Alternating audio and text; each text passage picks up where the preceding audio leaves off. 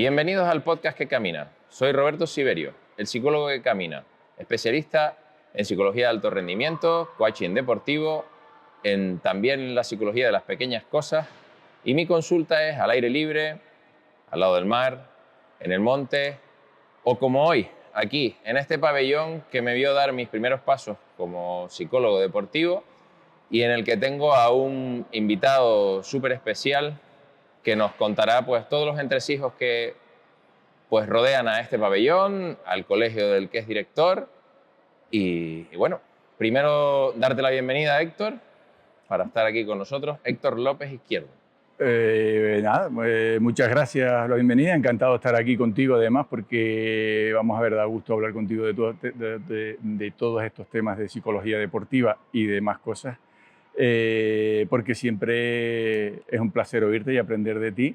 De hecho, los primeros experimentos de psicología deportiva aquí en el club y yo con algún profesional fueron contigo, con esa generación que después ahora son junior y que han quedado hasta medallas en campeonatos de España, y parte de eso fue el trabajo que hicimos aquellos años. O sea que encantado de estar aquí y bienvenido otra vez a tu casa, que es el colegio y el pabellón.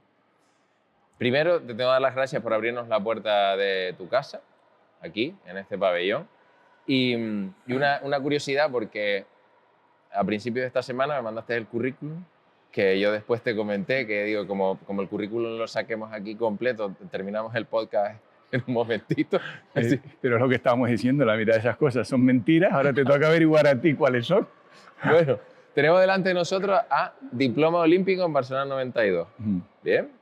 200 veces internacional con la selección española de voleibol, ¿cierto? Sí. 102 creo que leí, si no recuerdo mal, con la junior.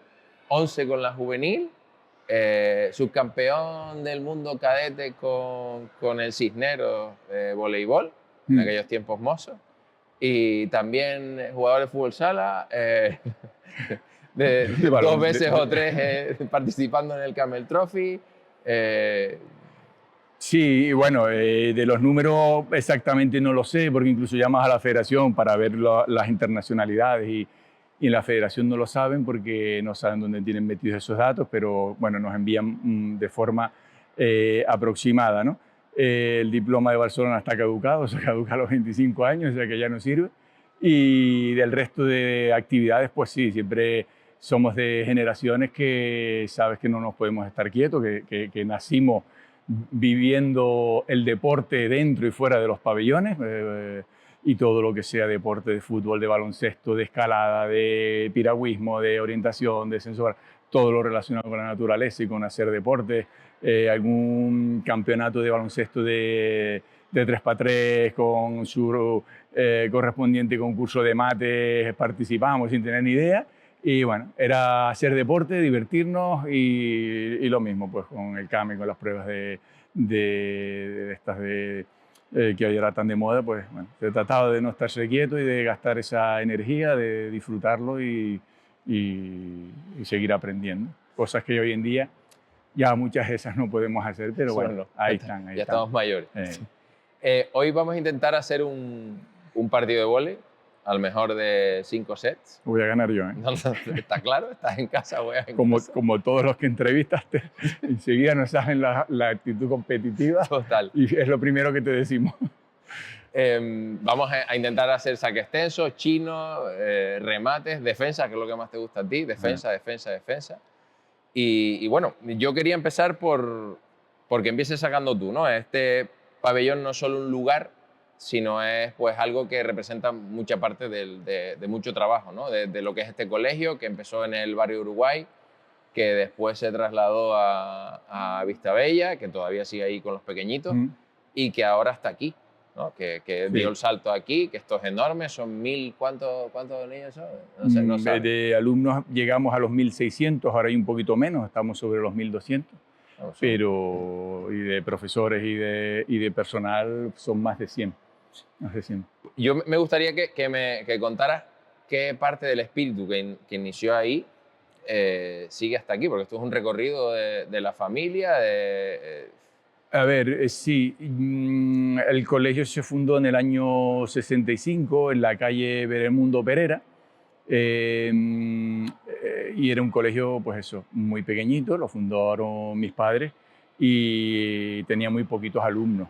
Entonces, en cuanto ya crecí un poquito, pues tuvieron que tomar la decisión de irse a un sitio un poquito más grande, en Vistabella. Era las afueras de toda la civilización conocida en aquella época.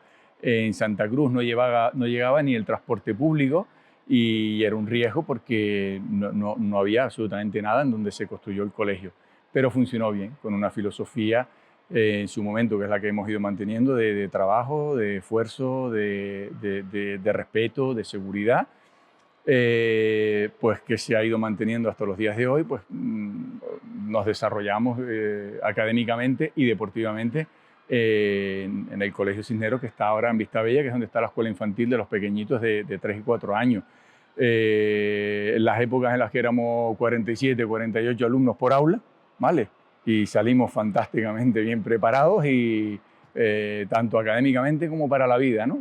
Tenías que meter codos para poder sentarte hasta en las clases, ¿no?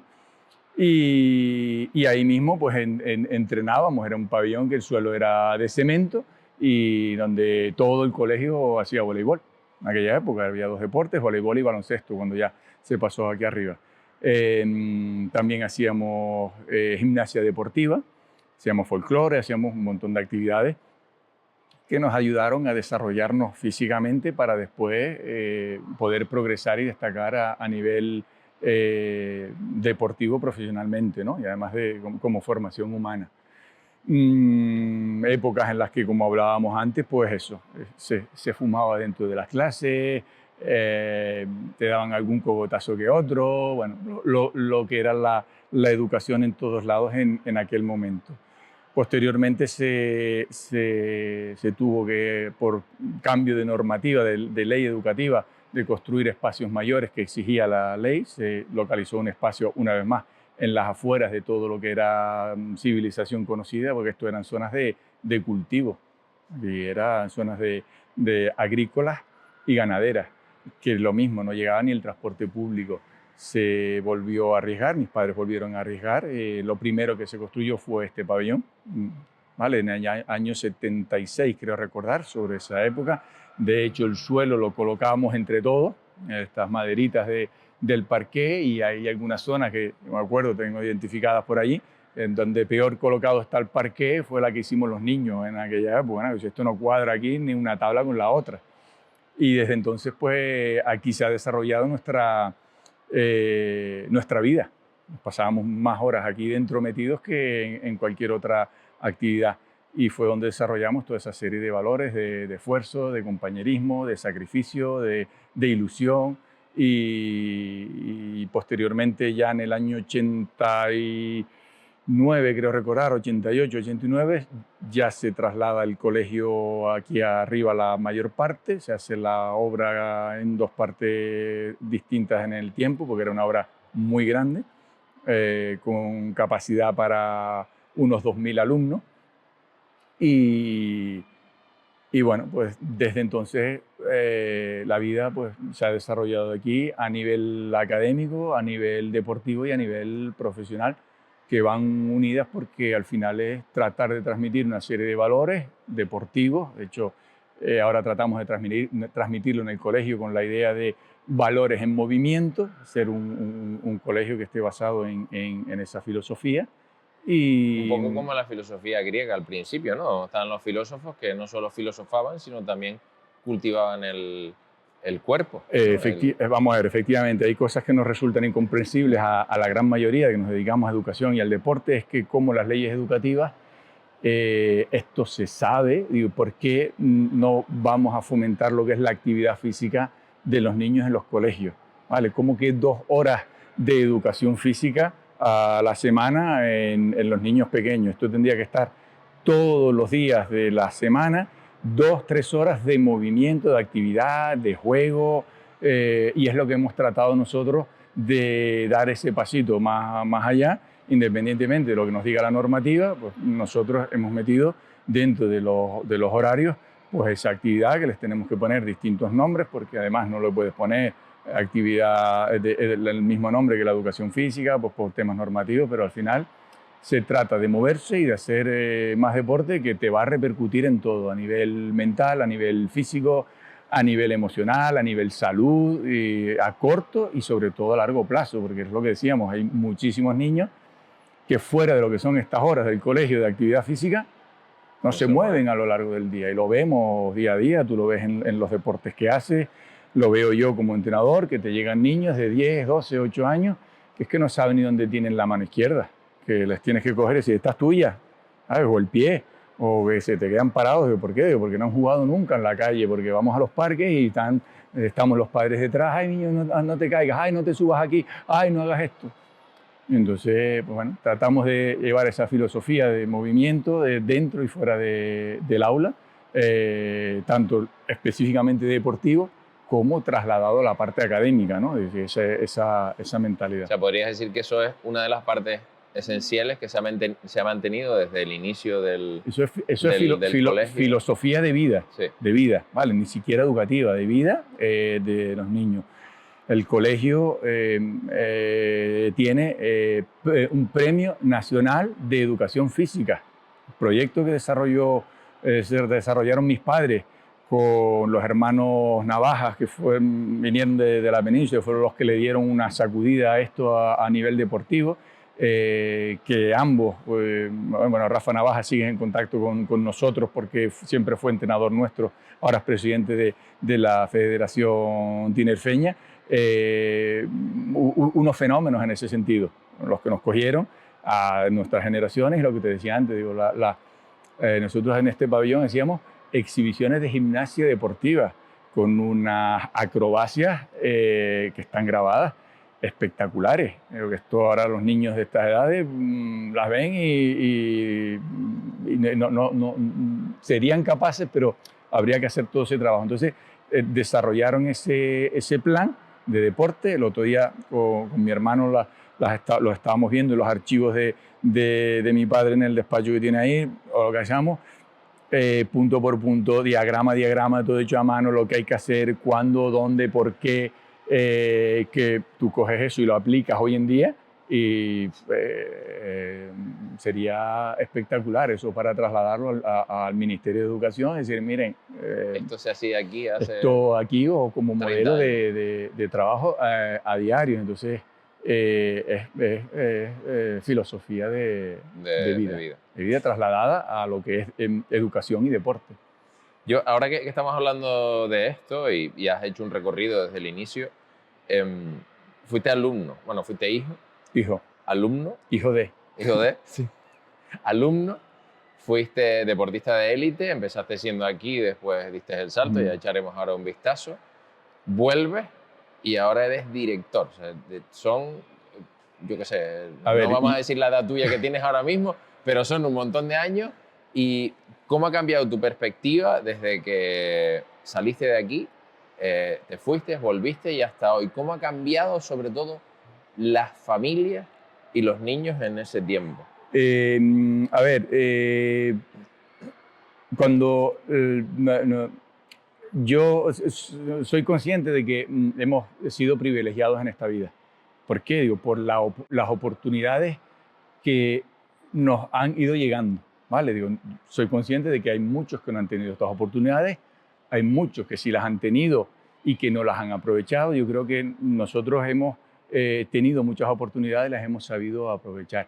Yo, el salir fuera a competir semanalmente a distintos sitios, lo que te hace es que las orejeras que solemos tener aquí en Canarias de lo nuestro, lo que te hace salir, viajar, ver, vivir fuera, te amplía el abanico 360 grados. Fuera yo aprendí a mirar para arriba. Cuando vas por las ciudades, cuando vas por sitios, a apreciar, decir, oye, qué bien se están haciendo las cosas en este sitio, vamos a traerlas, a intentar hacerlas aquí o a integrarlas en lo que es tu vida, formas de hacer.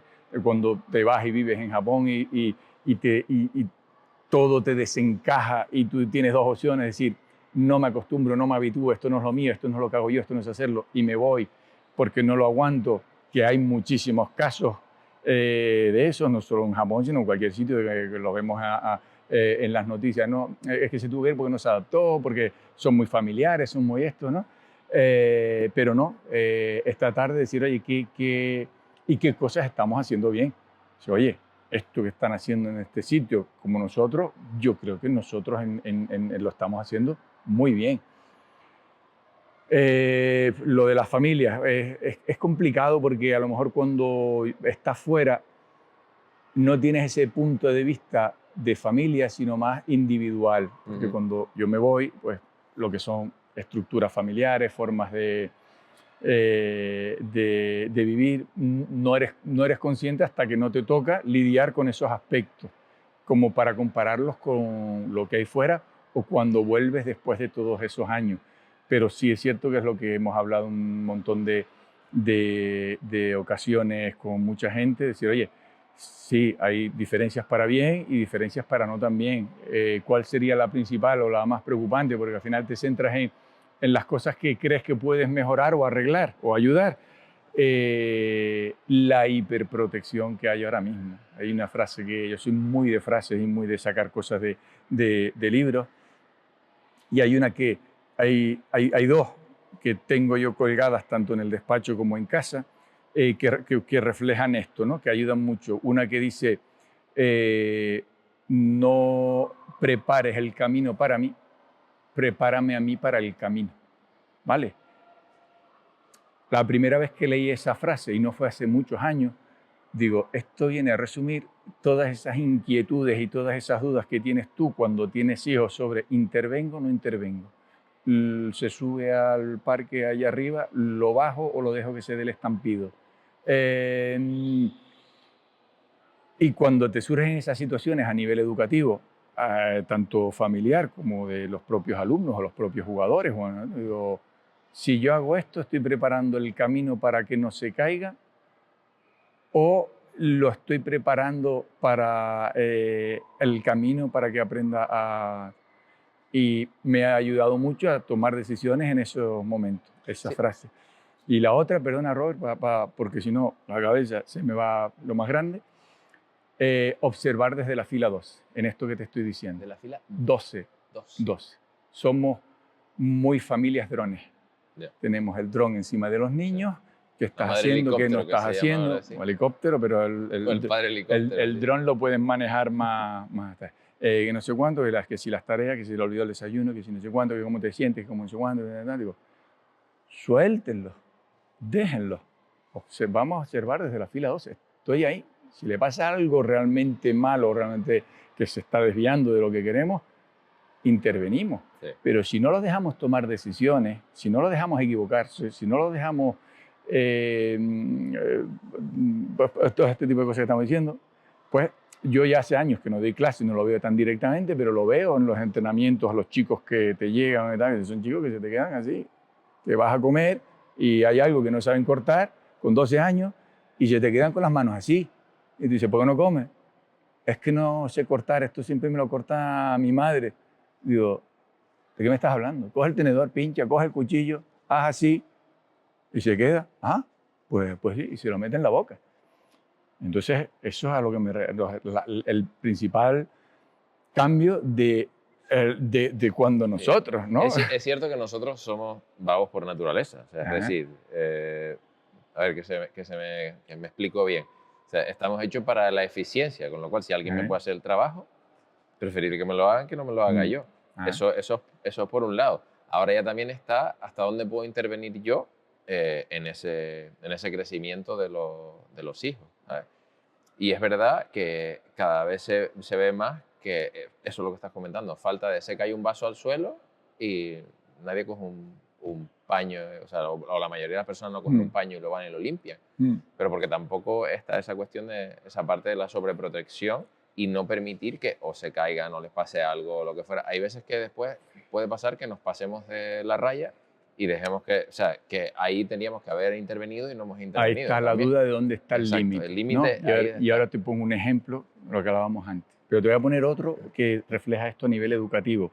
Viajes de fin de curso, niños de cuarto de la ESO, 14, 15 años, 16. Y hace años, ¿no?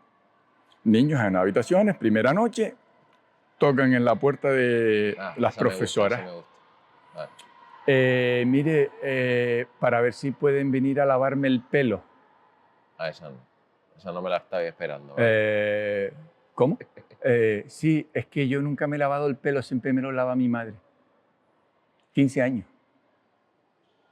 O te lavas tú el pelo o se te va a quedar hediondo los 5 días que dura el viaje. La niña se lava el pelo, porque no hay ninguna dificultad en ponerte, bueno, los que tienen pelo lo sabrán, de ponerte el champú y echarte el agua. Lo harás mejor o peor. A ver, entonces, yo no sé cuál es la que pensabas tú que... No, hay muchas, sobre todo, incluso hasta de la más básica, viajar con alguien. Yo que he viajado un par de veces con la bueno, viajaba con ustedes y también viajé con la Federación Canaria. Claro, ustedes me pusieron el nivel muy alto de los viajes. Todo organizado, todo el mundo sabía lo que tenía que hacer, todo. Llegar, tocar la puerta y abrirme la puerta sin preguntar quién es. Sí. Entonces, yo les abría, digo, primero de viaje. Si se toca la puerta, antes de abrir, uno pregunta. Y si no estás seguro, vuelves a preguntar. Seguridad. Y si no contestan, no. Y si no, mandas un mensajito, llamas por teléfono y nosotros aparecemos. Pero esa es muy curiosa y es como es de primero. Tú no puedes abrir una puerta. Bueno, mi madre me enseñó así de cuando era pequeño. Pero en otro viaje salen todas las maletas de los chicos. Y a uno le faltaba la maleta, y a uno le faltaba la maleta, y una maleta dando vueltas. Y es esa, no es esa. Y dando vueltas, y preguntando hasta que al final una profesora se lo corre coger la maleta, coge la maleta, mira el nombre y era el nombre del niño que dice, es que yo no sé qué maleta traía porque me la hizo mi madre y mi padre la cargó en el aeropuerto. De esas, así, Robert. Entonces eso es que en ese momento ver las manos, pero no para el niño. Para los padres, sí, porque estamos criando. Exacto. Hay una frase que a mí me gusta, una palabra que me llama la atención muchísimo y que yo creo que no es un insulto para el que la recibe, sino para otra persona, que es malcriado. O sea, malcriado, maleducado, o sea, normalmente no es un insulto para quien lo recibe, sino es para el que no está, que es su padre. Para los que lo han criado o no criado. Entonces asusta hoy en día. Asusta cada mínimo detalle de la educación, es tener a los padres, te puedo poner 1000 ejemplos, la gran mayoría, porque puede parecer que esto está así y todo, ¿no? Pero solemos o tenemos tendencia a ampliar los poquitos casos, ¿no? Los que llaman mucho la atención, ¿no? Pero la gran mayoría de las familias que tenemos tanto en el colegio como en el club van en la misma línea y son fantásticos. Lo que pasa es que muchas veces lo hacemos porque creemos que es lo correcto, pero los resultados al final es como lo que estábamos leyendo antes ahí, pueden ser mejores. Sí. No es que sean malos, es que pueden ser mejores. Si puedo hacerlo mejor, ¿por qué no lo hago?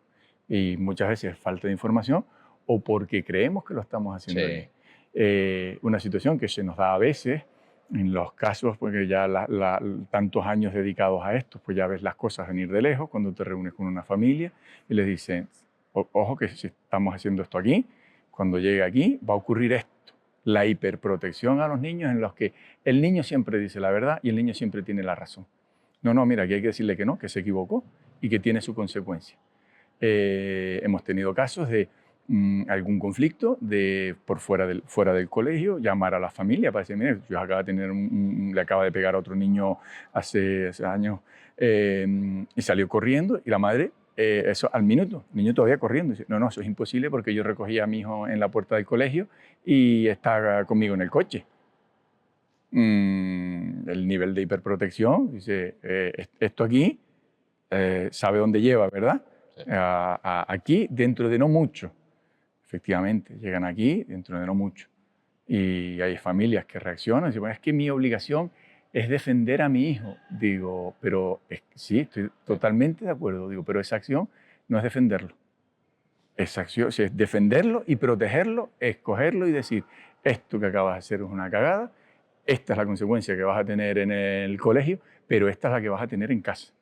Sí, a mí me gusta sobre Vale. eso una historia que vi y escuché, y es que un padre lo llaman porque su hijo le ha pegado a los abusadores de su hermana. O sea, ha cogido y le ha pegado a los abusadores de su hermana. Había unos niños, 3 o 4, que estaban ah, haciéndole mal a la hermana, la empujaban, le insultaban, tal. El tío cogió, como nadie hacía nada, pues él llegó y le zurró a los 3. ¿Vale? Entonces lo llamaban el director, como tú, por ejemplo, lo llamó a capítulo. Entonces el padre le dice, no, su hijo va a estar expulsado 3 días del colegio por esto, ta, ta, ta, ta, ta, ta, ta. Y entonces le dice, vale, bien, correcto. Entonces cuando se va para casa, el hijo le pregunta, dice, pero si tú me has dicho que siempre tengo que defender a mi hermana. Por arriba de todas las cosas tengo que defender a mi hermana. Dice, sí, sí, sí, eso está bien hecho. Y entonces le dice, pero ¿y entonces por qué dices que yo tengo que ser expulsado? Dice, "Pues, porque cada uno tiene las consecuencias. O sea, que tú hayas defendido a tu hermana, que era lo que nosotros trabajamos para la parte de la familia, no exime de que si tú haces algo que está fuera de las normas, pues tengas tu consecuencia. O sea, yo sí me parece bien que hayas hecho eso con tu Mm. hermana, me parece lo lógico, porque es tu hermana y tienes que defenderla, y porque no había nadie para defenderla y ella no se podía defender. Ahora bien, tú tienes una consecuencia por haber hecho algo que no está contemplado dentro de las normas del colegio. O sea, con lo cual, claro, eso después Bien, dice, oye, no lo entendí en ese momento, claro. pero más adelante, Pero es lo que comentábamos antes, esa es la duda, ¿no? Es decir, digo, si vuelve a ocurrir una situación similar, ¿no? ¿Cuál va a ser la respuesta del niño? ¿Volver a defender a la hermana con la agresión o no defenderla para evitar esto? Que son esas decisiones difíciles que sí, decía antes, y, oye, ¿dónde está el límite? ¿No? Me surgen muchas dudas siempre en un caso, ¿no?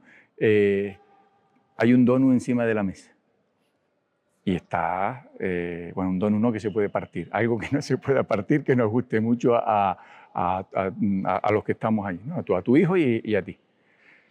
Se lo das para que él aprenda a decir, oye, aprende que yo me he quedado sin comerme el donut también, que me gusta mucho, y como señal de empatía, para que aprendas a compartir, a dárselo a otro. O te lo comes y le estás enseñando que en algunos momentos él tiene que renunciar a lo que él quiere por los demás. Hombre, O le estás enseñando egoísmo si me lo estoy comiendo. yo creo que eso Son también esas puede depender, preguntas. pero puede depender de las circunstancias también, porque claro, si siempre se lo da, Claro, no. siempre lo va a ver. Claro. Si siempre te lo come, ya lo va a ver como un... Oye, esta vez me toca a mí, me lo quiero comer Sí, yo. ¿Sabes? por ejemplo. Oye, son de ese tipo de decisiones que decíamos antes, que están en el límite, que no sabes si es.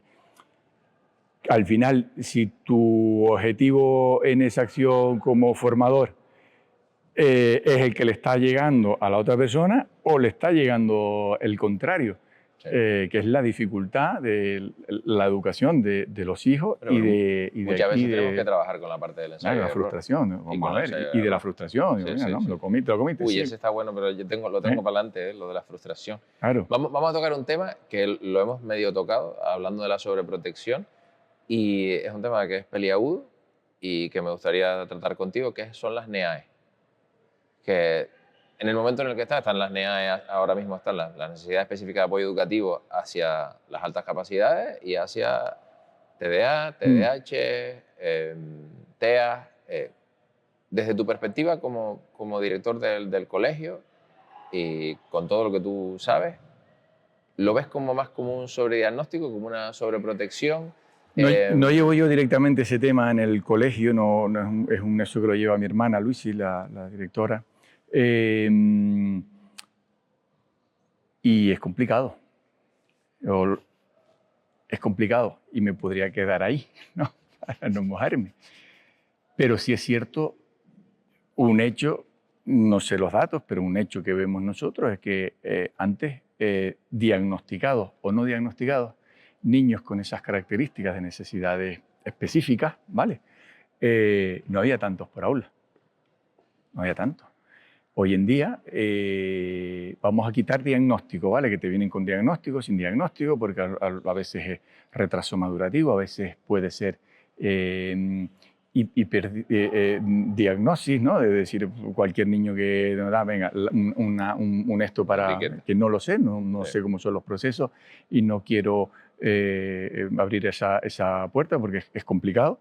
Pero sí es cierto que cada vez más en las aulas, niños con esas necesidades específicas, distintas a las que el resto, antes había muy poquitas. De hecho, yo recuerdo en el aula nuestra, cuando estudiábamos en el colegio, un niño, éramos 45, 47 en el aula, y que hoy día hubiera estado clarísimo que hubiera estado diagnosticado, porque era un niño con un comportamiento en el aula que era muy disruptivo, pero porque tenía sensibilidad, pero no, en ese momento no estaba desarrollada toda esta parte, ¿no? Pero ahora mismo, y no solo en nuestro centro, sino cuando hablas con otros colegios, es tremendo. Es tremendo. Y digo, primero, la necesidad de formación de los profesores que están en el aula y los que no están en el aula, porque también se desarrolla en su actividad escolar con profesores que no están en el aula, con cuidadores, con personal de mantenimiento, con personal de secretaría, de actividades, y tienen que tener toda esa formación para saber cómo actuar y cómo tratarlos a estos niños, ¿no? Y más, lo que es indiscutible es que hay más, necesitan más personal. Sí. Entonces, desde consejería o desde ministerio, dice, oigan, la realidad ahora mismo es esta.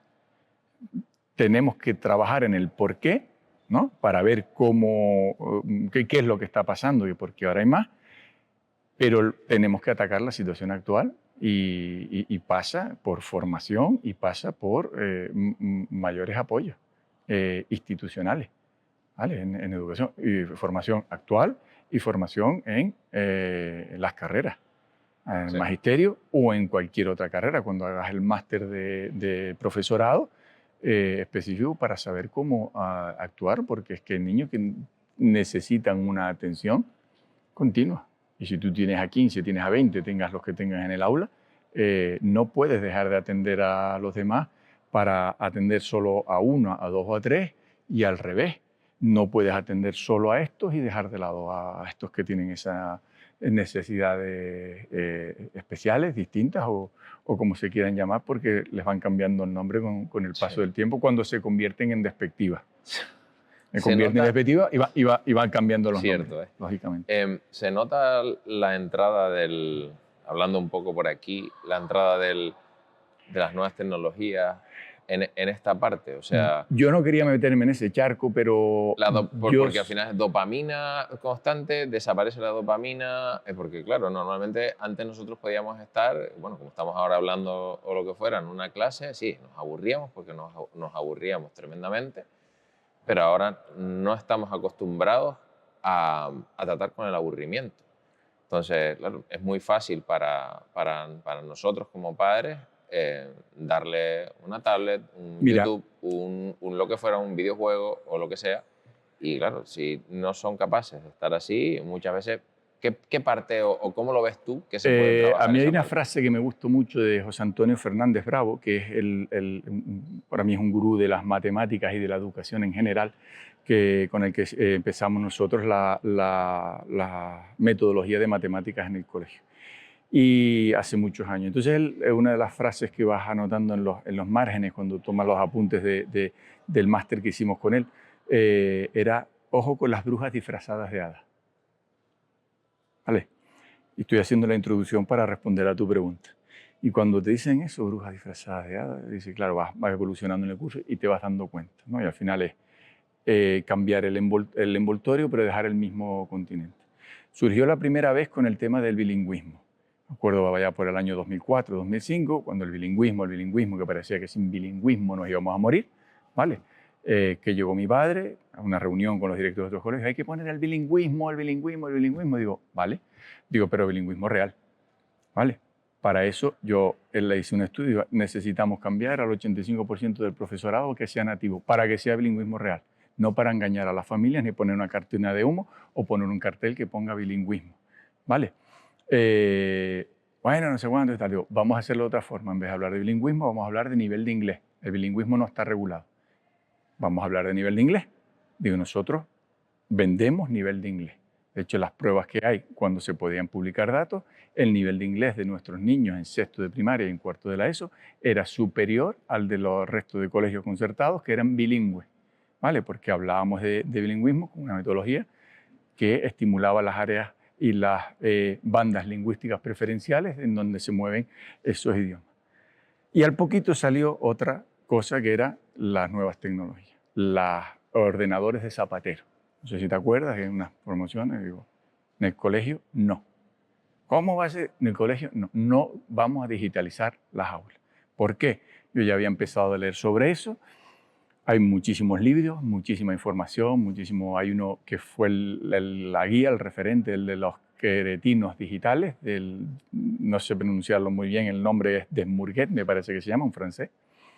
Tiene más de 2000 referencias bibliográficas, eso al final, casi la mitad del libro es de los numeritos esos con estudios, con referencias, con eso, ¿no? Así que está muy bien. Ya te advertía desde entonces cuáles eran las repercusiones reales que estaban existiendo ya con el uso excesivo de pantalla, ¿vale? Llámese ordenadores, tablets, móviles o cualquier cosa de esta. Y desde entonces he seguido con todo eso porque me ha interesado muchísimo y porque lo estamos viendo. Sí.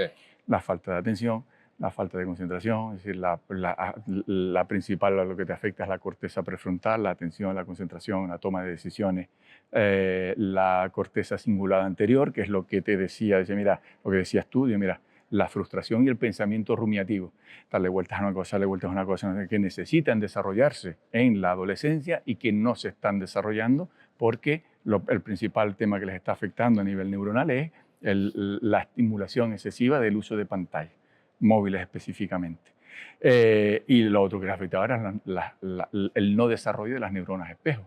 Pero ¿dónde está la empatía? ¿Por qué hay tantos casos de acoso? ¿Por qué no soy capaz de ponerme en el lugar del otro? ¿Por qué aquel se cae o le están pegando y yo soy incapaz de sentirme, de ver lo que le está pasando, de ir a ayudarlo, sino de grabarlo y de reírme y ahí se queda? Pues son tres de las cosas que ya están más que estudiadas y demostradas que están siendo afectadas por el uso excesivo de pantalla, ¿vale? Y yo siempre ponía el mismo ejemplo y les decía, esto ocurrirá, los móviles, como ocurrió en su momento con el tabaco. Decíamos antes, se fumaban las clases, todo el mundo podía fumar, era bueno fumar, ¿vale? Hay vídeos, no eran vídeos, era el tomavista, grabados de los años 80, cuando los alumnos de octavo de GB los cogían mis padres y los profesores, subían al Teide caminando, hacían noche en refugio y después bajaban. Y al llegar, y yo tengo esas imágenes grabadas en la cabeza, cuando llegaban arriba a los huevos del Teide, se paraban y se ponían a fumar, a oxigenar los pulmones en mitad de la subida, ¿no? Entonces, ¿qué es lo que había detrás de eso? Una industria tan poderosa, un anuncio americano que a mí me impactó mucho también cuando lo vimos, ¿no? De que era una mesa de grandes empresarios fumando y tal, y que empezaban a dar estadísticas de muertes, de enfermedades a causa del tabaco, no sé cuánto, ¿sabes? Algo escalofriante. Hacían una pausa y entonces lo enfocaban a él y decían, ¿y a nosotros qué nos importa todo eso? Y se echaban a reír, entonces se iba alejando la imagen y eran los dueños de las tabacaleras, ¿no? Entonces, digo, pasará lo mismo, que llegará un momento en el que se tenga que regular, en que se tenga que autorizar el uso para determinadas edades, un tipo de móviles, un tipo de acceso tal, y serán los padres los que tendrán que sacar un certificado, o no lo sé cómo lo van a regular, pero que llegará el momento en que si tú vas por la calle y la policía te pare a un niño de determinada edad con un móvil y tiene esas obligaciones, porque si no, seguirá ocurriendo lo que me estabas preguntando. Yo creo que el efecto de las pantallas sobre todo esto está siendo muy negativo.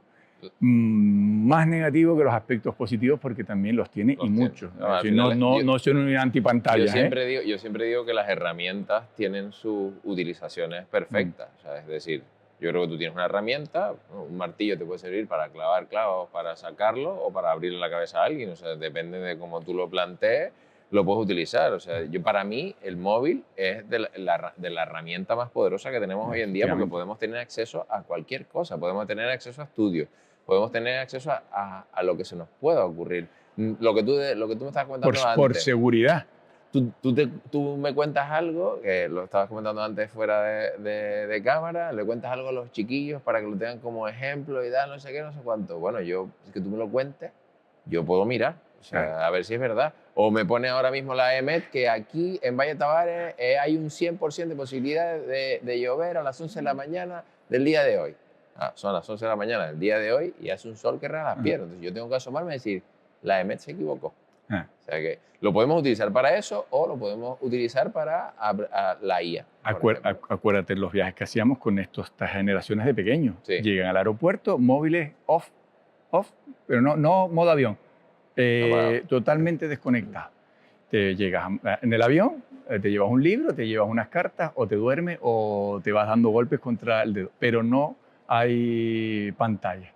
Llegábamos a Madrid, nos teníamos que ir hasta Valladolid, 3-4 horas de coche, sin móviles.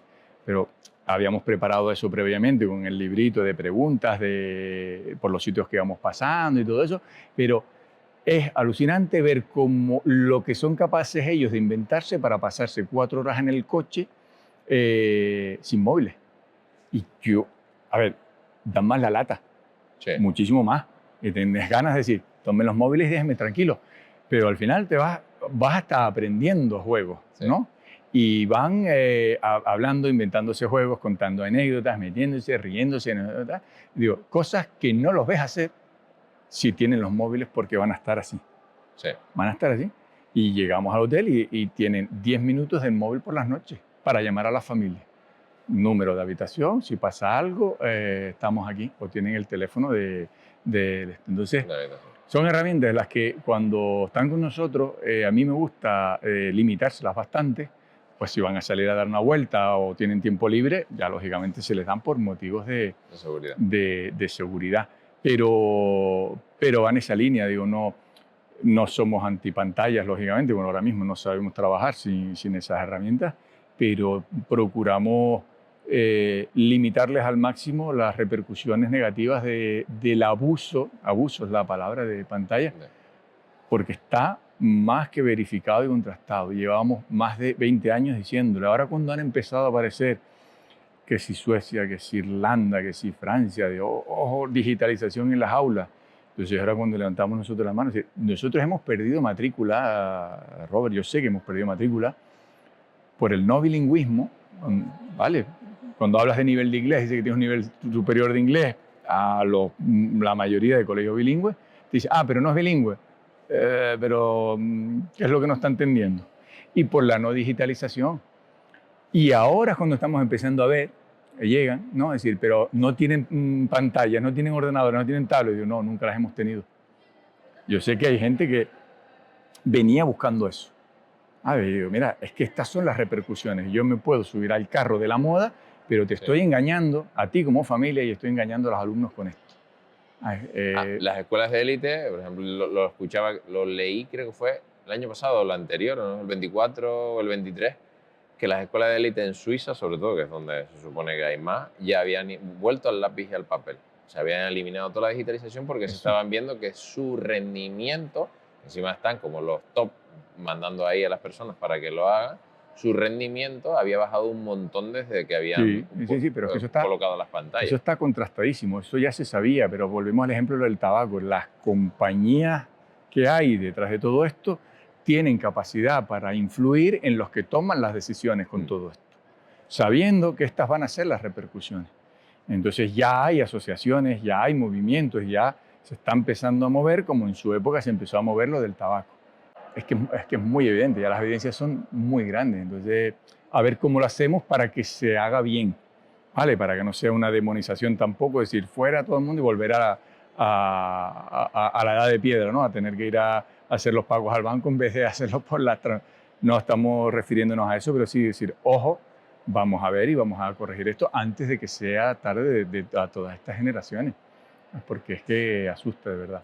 Vamos a cambiar de tercio por completo, porque pasamos al segundo set o al tercero y el del deporte puro y duro, ¿no? El camino a Barcelona 92. O sea, ¿qué queda? Porque yo siempre recuerdo algunas de las conversaciones que hemos tenido nosotros, que ustedes, tú y tú, la generación que fue a pelear por dejar a España dignamente, porque el nivel del voleibol en ese momento no estaba al nivel de arriba, tuvieron que hacer, no sé si más de un año de preparación anterior, en el cual tú tenías una ropa que te daban, que no es como ahora, que vas a cualquier sitio y tienes cuatro juegos de tal, 5 de lo otro, te lo dan y te lo quedas ya para siempre, sino tú tenías que lavarte tú tu propia ropa.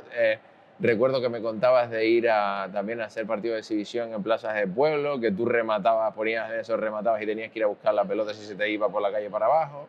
¿Qué hay de ese Héctor ahora mismo y qué te sirvió todo ese aprendizaje? Vamos a ver, yo creo que es lo que hablábamos antes, es decir, el esfuerzo, el sacrificio, la fuerza de voluntad, tener un objetivo y tenerlo claro en la cabeza, y todo lo que hacías era buscando ese objetivo. Es decir, desde que nos incorporamos en edades muy tempranas, 11, 12 años, a las selecciones de pequeñitos, es que era así. Dice, nuestra ilusión era ir a la selección para tener una camiseta de la selección española, pero tenías que volver hasta los calcetines usados. O sea, a ti te daban unos calcetines usados, desbarados, con una camiseta, y terminabas la concentración, terminaban los partidos y tenías que devolver hasta los calcetines. Digo, coño, déjame los calcetines que tienen la banderita de España, porque cuando yo llegue allí me vean la banderita española, por lo menos, ¿no? Nada, era una precariedad absoluta. Y cuando ya empezamos a prepararnos los juegos, que hubieron 2 años, casi 2 años de concentración permanente, era que 12, 14, 16 jugadores con un primer, segundo entrenador, un delegado y una masajista, porque ni siquiera era fisioterapeuta. Estuvimos más de un año con nuestra vida en 2 maletas, sin ruedas. No habían maletas con ruedas. Eran 2 maletas de estas de cargar, y ahí tenías tu vida durante 2 años. Y tú te pasabas, hoy vamos a hacer una concentración, partidos de exhibición, un bilateral en un pueblo que no sabías que existía, y mañana estabas en otro pueblo, pasado mañana estabas ahí, después 15 días aquí, después hacías un viaje a no sé dónde, y en medio no entrenabas con ropa de la selección, no había ropa de entrenamiento, solo tenías ropa de partido, y había muchas veces te la tenías que lavar tú. A ver, entonces nuestras habitaciones eran tendederos. Había alguno que no la lavaba, que repetía, ¿no? Pero bueno, vamos a no decir nombre. Entonces, como estabas cansado de lavar, ¿qué es lo que hacías? Con la ropa del entrenamiento, te quitabas los tenis y te metías en la ducha y te enjabonabas con la ropa. La escurrías, ya la tenías lavada y después te lavabas tú, te bañabas tú. Y eso lo ibas colgando pues, de donde podías en las habitaciones, porque la mayoría de las veces las habitaciones eran minúsculas, o no daba tiempo de secarse, lo que sea. Las ponían mojadas también. No quiero ni acordarme. Pero era una precariedad de todo. Fíjate, siempre pongo como ejemplo, fuimos a jugar un bilateral a Cuba, enero, febrero del año 92 ya, y después nos íbamos a hacer un bilateral a Canadá, ¿no? Cuba, Estados Unidos, Canadá. Lógica que te dice de transporte. Avión de Cuba a Canadá. No sé si por temas de espacio aéreo en aquel momento, del comunismo, todo esto, pero bueno, peor de los casos, te vas a Venezuela o cualquier país y tiras para arriba. Pues nuestro viaje fue Cuba, Santo Domingo, Venezuela, a todas estas escalas en los aeropuertos de X horas. Madrid, tienes 6 horas en Madrid, te vas al pabellón, entrenas, vuelves al pabellón, Londres, Toronto, Calgary. Llegas a Calgary, dejas las maletas en el hotel y te vas a entrenar 4 horas. Vuelves y te vas al hotel y descansas para después jugar allí tropecientos partidos. Entonces, lo clásico que nos pasa a todos los deportistas, no solo a los de vóley, a todos los deportistas a nivel general, qué suerte, fuiste a no sé dónde, fuiste a no sé qué, ¿y qué viste? El pabellón y el hotel. Y no saliste, que no te da tiempo. Y cuando tienes un ratito, si sales, te escapas, ves cositas y tal, ¿no? Y otra de las cosas que me decía, que aprendiste, que tal, la fuerza de voluntad. Te decía, ha sido uno de los principios que ha guiado mi forma de ser, ¿no? Es decir, lo hice cuando nadie me veía, lo hice cuando no me salía, cuando estaba cansado, cuando no podía. En esa época yo estaba estudiando la carrera de económica, estaba empezando, ¿no? Y entonces la carrera económica estaba aquí en Tenerife, en La Laguna, y nosotros estábamos moviéndonos por todos lados. Entonces yo le decía a mi hermano, que estaba estudiando la misma carrera, le digo, mira, en esta semana vamos a estar en este hotel, te envío la dirección. Todo esto se lo tenía que preguntar yo al delegado, porque ni había ni internet ni otra forma de saber dónde vamos a estar en esta semana. Mándame los apuntes del tema 3 de historia, me estaba preparando una asignatura. Y cuando yo llegaba ya al hotel, preguntaba en recepción a ver si había llegado el sobre. Entonces llegaba y yo me estudiaba el tema 3. ¿Pero dónde me lo estudiaba? En los baños. ¿Por qué? Digo, porque en la habitación no podía, porque mi compañero pues estaba viendo la tele. Y yo con la tele no podía estudiar.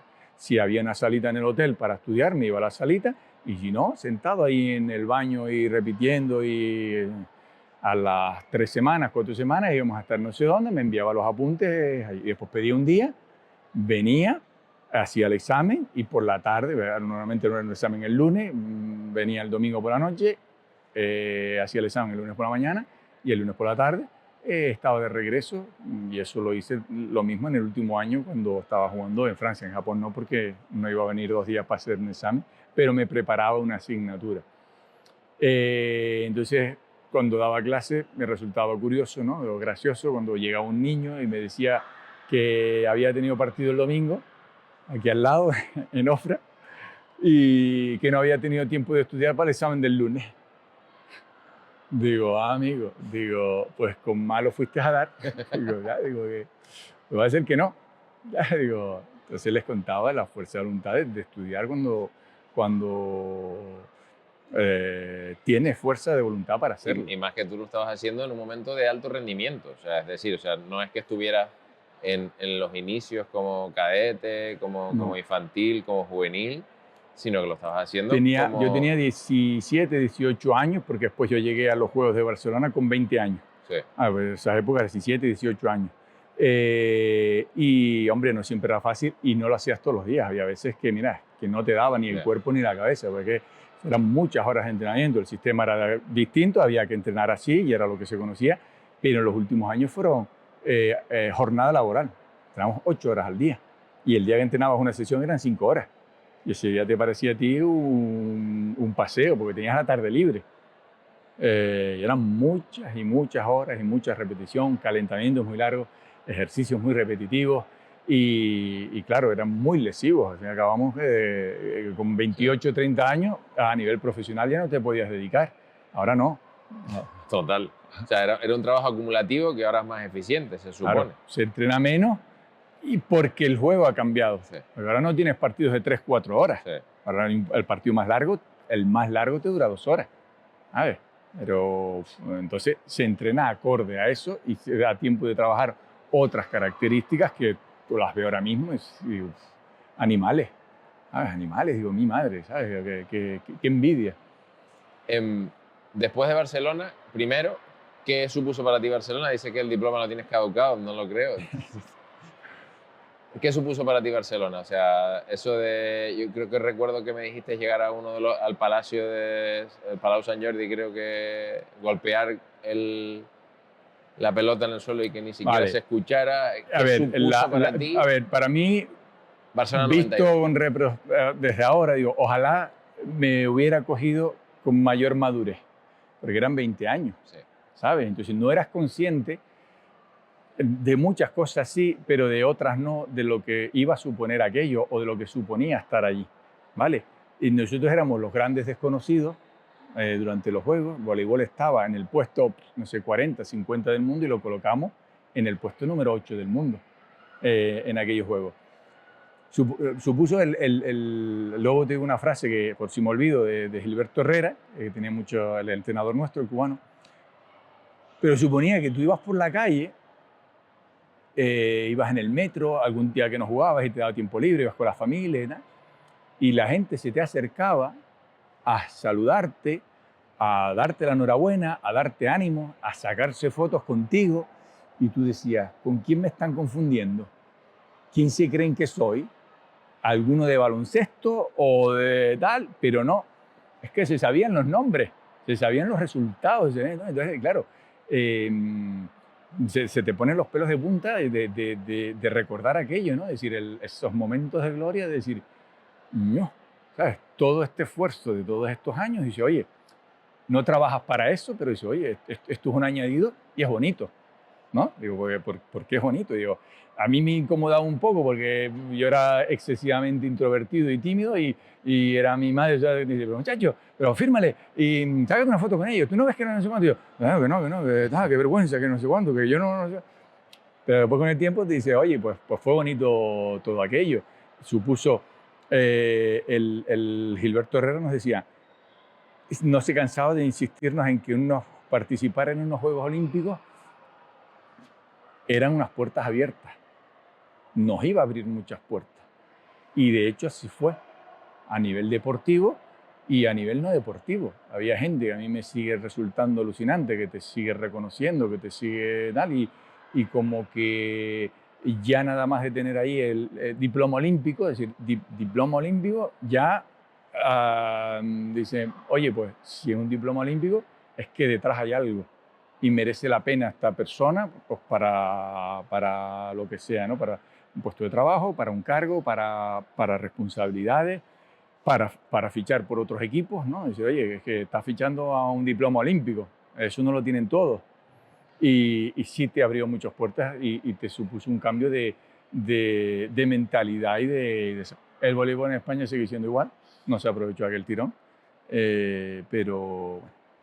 Un paréntesis ahí que acabas de hacer que me gusta, no lo tenía planteado, pero te lo voy a poner, y es un poco lo que estábamos hablando antes, eh, incluso fuera de cámara, la importancia del deporte para el día a día. O sea, tú me acabas de decir ahora mismo, tienes un tipo que es diploma olímpico, lo puedo fichar para mi empresa. O sea, ¿qué parte Vale. del deporte, bueno, te puede salir bien o no te puede salir mal? Vale. Es lo que te decía, Sí. la puerta la tienes abierta, Sí. o se te va a abrir más fácilmente que a otro que no lo tenga.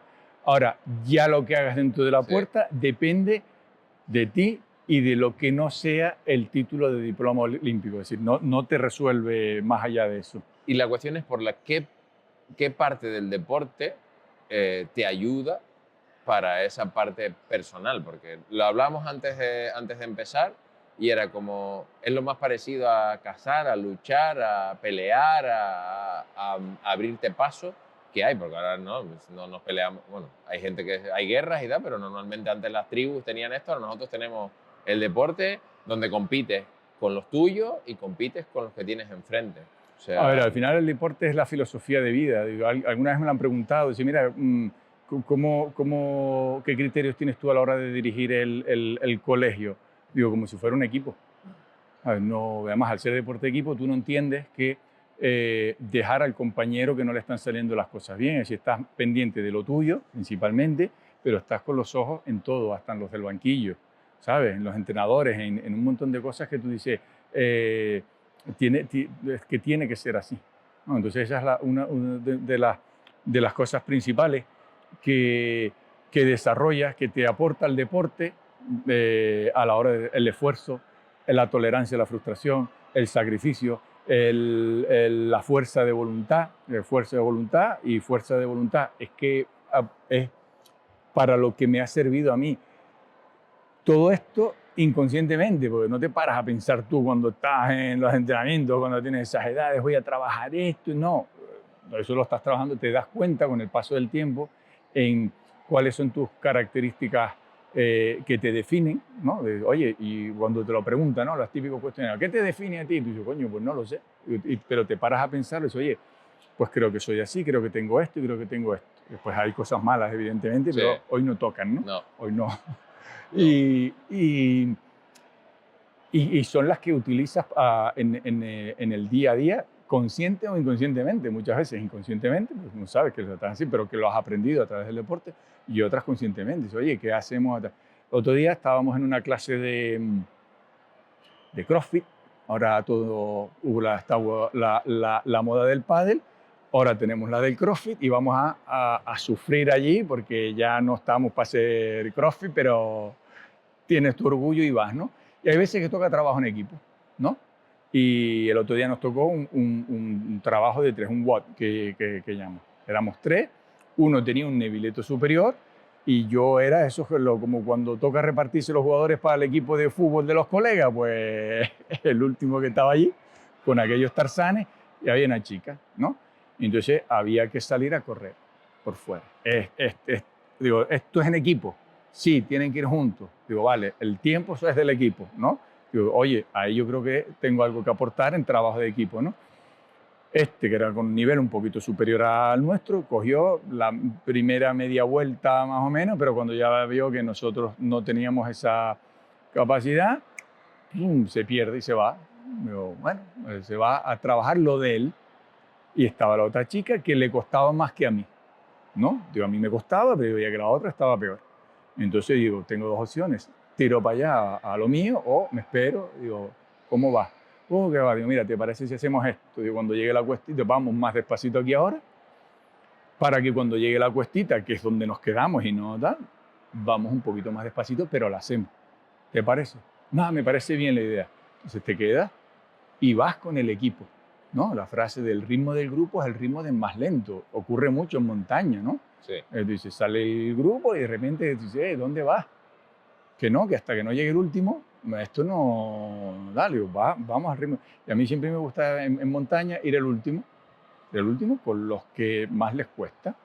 Y entonces, eso es la filosofía que tú dices, oye, esto es de equipo, a veces me tocará en un equipo que le toca ganar, a veces me tocará en un equipo que le toca perder, o a veces estaré en la parte alta, en los que tiran, y habrá otras veces que me toque en los que empuje. Y, Sí. se aprende ahí Se aprende a remar. En el trabajo en equipo. A veces me toca estar en el banquillo aplaudiendo, llevando el agua, que me revienta, es lo más grande, y Gilberto nos decía, el que crea que puede hacerlo mejor que lo que está dentro, coge la tablilla, antes los cambios se en una tablilla, y me la pone al lado. Digo, coño, pues para estar aquí fuera aplaudiendo. Veía como uno de los jugadores en los que yo podía jugar tenía 2 fallos, el segundo fallo iba corriendo y me ponía en la plantilla. Y Gilberto miraba a ver quién era, decía, ¡pum!, un cambio. Entonces yo pensaba. Y entraba. Y si lo hacías mejor del que estaba jugando, te quedaba. Te quedaba. Claro, el otro cabreado. Pero ahora, si lo hacías peor, para afuera. Y la siguiente vez que le ibas a poner la tablilla, te miraba y ahí te quedabas. Y así conseguí un puesto de titular.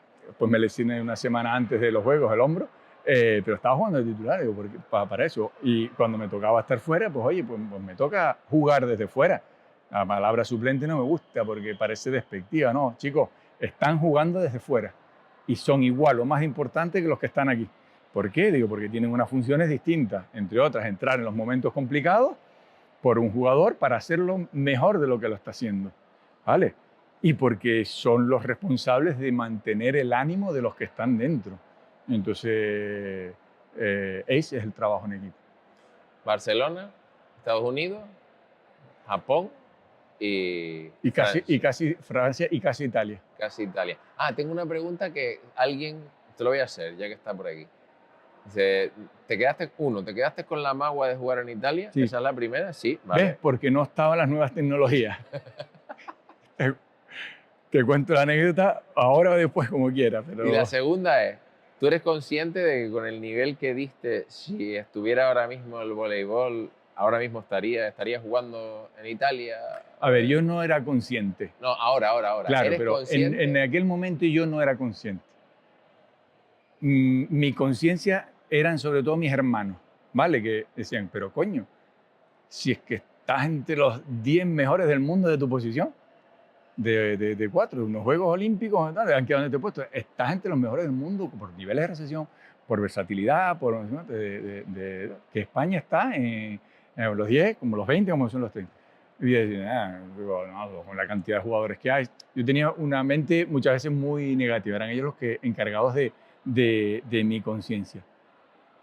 Pero tú dices, si trasladas eso a lo que son los jugadores de ahora y lo pone, digo, pues sí, pues en Italia o en cualquier otra liga de nivel profesional, porque sí.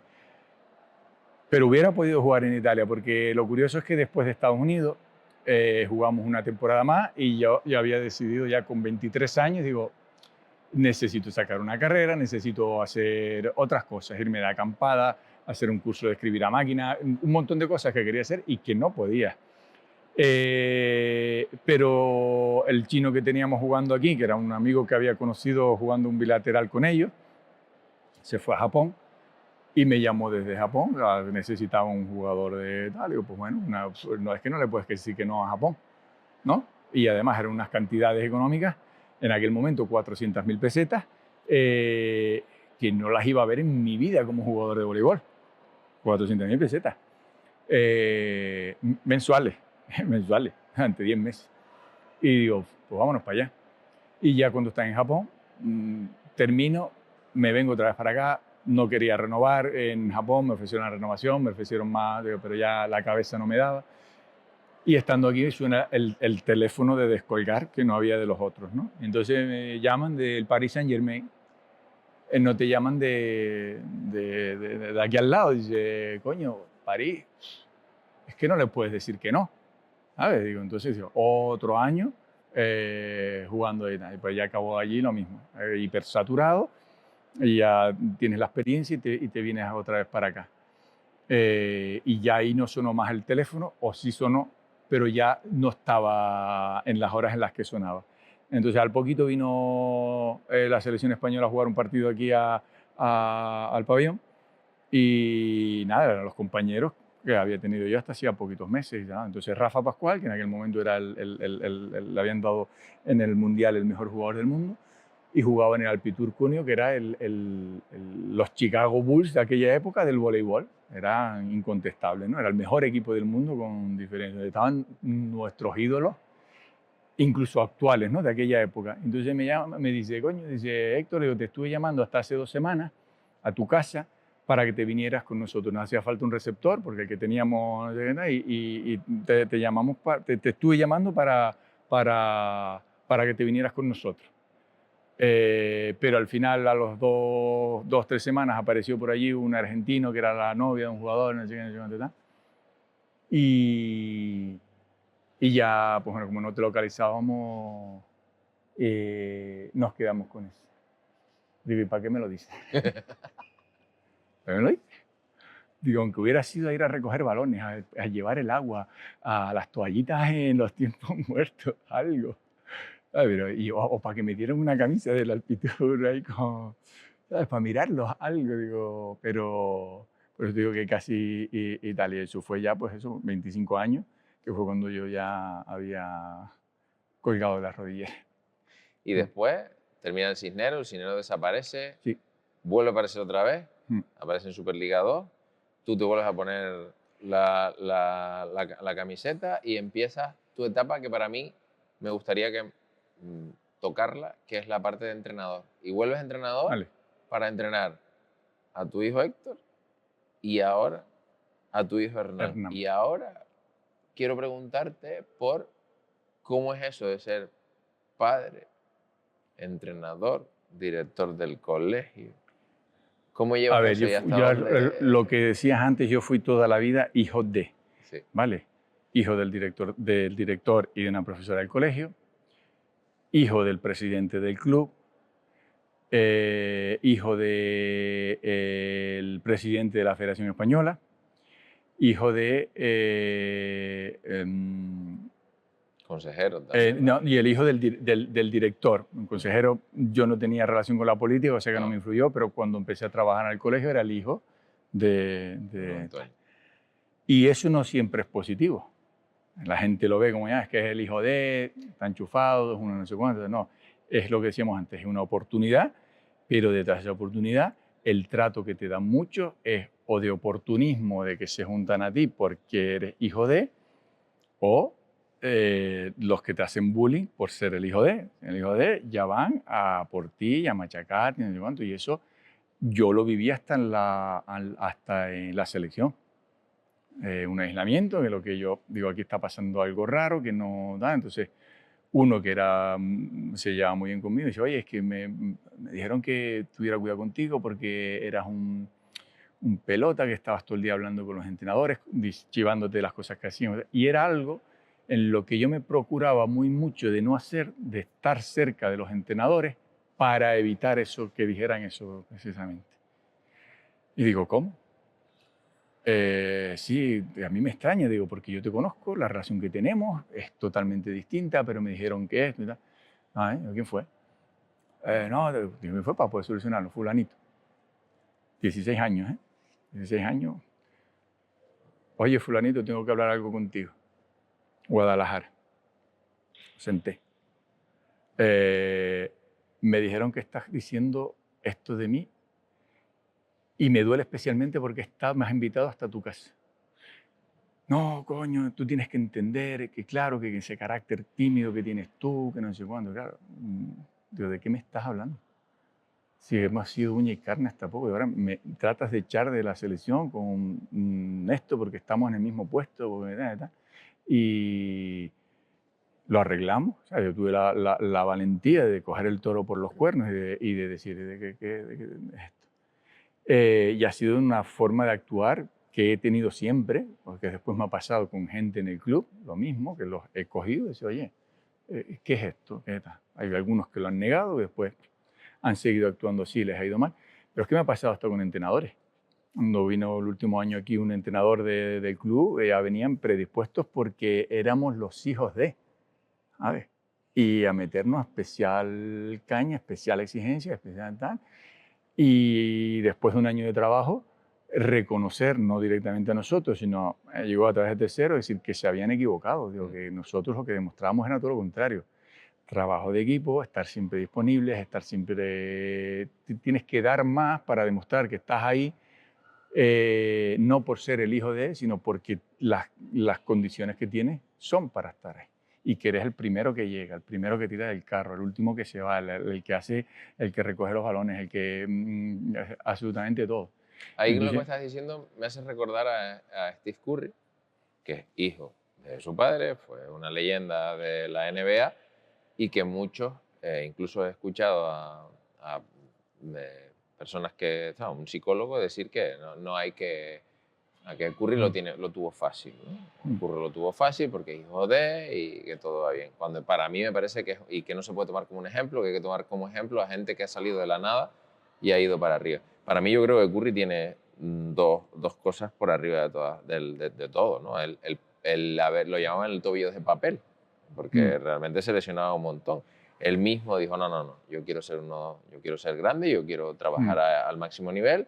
Se preparó con su readaptador, con su fisio, volvió y mira, ahí tienes, por ejemplo, lo que hizo en la final de las Olimpiadas, hacer eso. Sí. Y para mí, también es un referente en lo que cuestiona a la familia, en todo lo que eso significa, cómo es el apoyo familiar, sus hijos y toda esa historia. Y creo que es lo que estás comentando tú ahora mismo, es la potencia de, oye, yo estoy aquí por esto, que tengo esta oportunidad, pero ahora voy también a demostrar y a demostrarme que yo estoy aquí porque realmente lo valgo. Se me han abierto la puerta por esta cuestión y ahora yo me demuestro y demuestro. Al final el ser hijos de sí te sirve para tener una oportunidad, pero es lo que decíamos antes con la puerta. Digo, solo es la puerta abierta. Lo que hagas ahí ya depende de un montón de factores. Tú fíjate que yo tengo 2 hermanos y los 2 jugaron a voleibol. Al final partimos de esa oportunidad, pero también partimos de que hay muchas veces de que en esa oportunidad vas a tener a alguien pisándote la cabeza directamente, simplemente ser hijo de. Habría que ver los traumas que tienen para decir por qué, por ser hijo de, tú vas, como le pasa a mis hijos en el patio, que van directamente a decir, claro, como tú eres el hijo de, que los medios, aquí en los medios, y a mí qué me estás contando, ¿sabes? Entonces van a tal. Y ellos no tuvieron la misma suerte, y en muchas de las ocasiones fue porque esa pierna que tenían el pie machacando encima fue muy superior al que tenía yo. Y eso es así. No es que estoy poniendo una suposición, es que es así. ¿Sabes? Porque tenían las mismas condiciones, para haber llegado a nivel deportivo donde conseguimos nosotros, ¿no? ¿Por qué a ellos sí y a mí no? No lo sé, pero es real. Entonces, eso de ser hijo de, digo, sí, y hay que explicar el pero. ¿Qué tiene el voleibol que no tienen otros deportes? ¿Por qué? Bueno, aparte porque lo elegiste, ya lo podemos saber, pero ¿qué tiene que no tiene otros deportes? A ver, yo me imagino que yo voy a responder como te respondería cualquier deportista que hace su deporte, ¿no? Entonces, no voy a ser objetivo. Entonces, Bueno, yo creo que la dificultad técnica que tiene de un hecho de el que no puedas agarrar la pelota. El no poder agarrar la pelota, pararte a pensar, sino la velocidad a la que va, es un hecho diferencial. Pero eso también te pasa en el tenis, te pasa en el bádminton o en aquellos deportes en los que no puedes pararlo. Pero es un deporte de equipo, ¿no? Y la elasticidad que tienes que tener, la cantidad de gestos técnicos que tienes que dominar, ¿vale? Porque sí, hay especialistas, pero el colocador necesita saber tocar de dedo, saber sacar el gesto de saque-ataque, necesita el gesto de antebrazo para defender o coger algún balón de free ball que lo llamamos ahora, necesita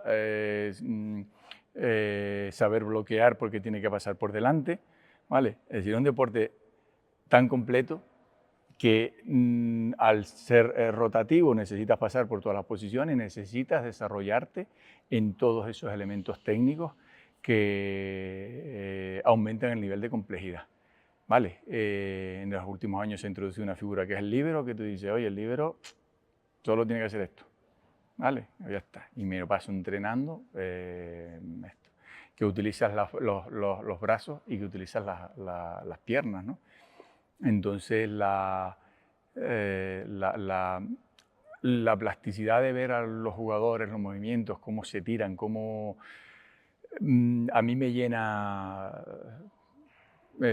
totalmente. Hay deportes que me gustan muchísimo verlos y me hubiera gustado practicarlos. El balonmano es otro deporte que a mí me encanta, me fascina. La mezcla esa de fuerza, de agresividad, de rapidez, de inteligencia, ¿no? También el vóley es un deporte que no tiene contacto físico, ¿no? no. Eran las peleas de los de jóvenes, ¿no? Es que en el vóley es que son unos no sé qué, son unos flojos, no sé cuánto. Digo, vale, te vamos a jugar un partidito a baloncesto y vamos a jugar uno a vóley. Digo, pero tápate la cara. Digo, porque como te dé un remate en la cara, te tiramos al suelo de la potencia con la que vienen, ¿no? Y bueno, yo creo que lógicamente es lo que llevamos en vena, porque ha sido nuestro vehículo de educación, de educación, y lo vemos como lo mejor. En los años 80, 90 era el deporte que más licencias federadas tenía en el mundo, más que el fútbol.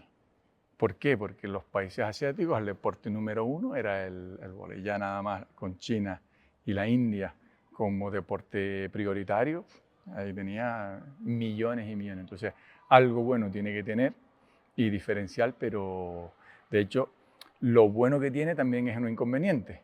¿Por qué? Digo, porque los niños o la gente que quiere empezar a practicarlo, la frustración que supone el no Muy poder grande. controlar la pelota y cogerla, es tan grande que al final hay muchos que abandonan por eso. Pero bueno. Una pregunta que se me quedó hacia atrás y que la voy a traer ahora. ¿Qué valores, qué capacidades, qué trabajo haces tú con los chicos que tienes ahora? Si no recuerdo mal, son cadetes, Sí. primero y segundo año, y ya habías empezado desde Alevín Yo he seguido con las generaciones, ¿sí? yo lo que decíamos antes, que me lo preguntaste y como siempre me fui para otro lado, que había empezado con mis hijos como entrenador. Yo no quería, de hecho no quería que se dedicaran al vóley. ¿Vale? ¿Por qué? Digo, porque Mal ejemplo les diste. a ver, en 30 años no ha evolucionado el voleibol a la estructura y a nivel federativo del voleibol. Siguen los mismos o seguían los mismos hasta hace poco, que cuando yo me retiré en el año 97, 96, 97, los mismos en la federación. Entonces tú ves como otros deportes a nivel nacional o el propio voleibol en otros sitios de los principales y aquí en España no. Entonces yo veía y decía, uff, traté de meterlos en otros deportes, pero llegó un año que engañaron al mayor, lo metieron aquí los monitores, los jodidos, y lo metieron a vóley. Bueno, pues ya que se metió a vóley, pues yo iba a los entrenamientos, los veía y digo, oye, mis conocimientos son del año 97, estamos en el año 2017 o 2016, no me acuerdo. Necesito actualizarlos. Lo que yo sabía de aquí no sirve ahora. Hay cosas que sí, de valores, de fuerza de voluntad, de formas de actuar, pero entonces me fui formando poco a poco. Y yo siempre lo decía, ya cuando me metí a entrenarlos, lo decía, yo no soy entrenador. Cuando empecé no tenía título, bueno, tenía un titulito menor de entrenador. Yo soy educador, yo te voy a educar a través del deporte, ¿vale? En concreto del voleibol, transmitir una serie de valores que después eso llevan a rendimiento y a resultados deportivos fantásticos, que no, pues bueno, no es el objetivo ahora sacar jugadores olímpicos. ¿Qué suponía, respondiendo a la pregunta que me hiciste antes, el ser para ellos entrenador, director y bueno, pues todo esto que represento? Pues depende del hijo. Uno lo lleva mejor o lo llevaba mejor y Hernán, pues no es que lo lleve peor, sino que es más contestatario, ¿no?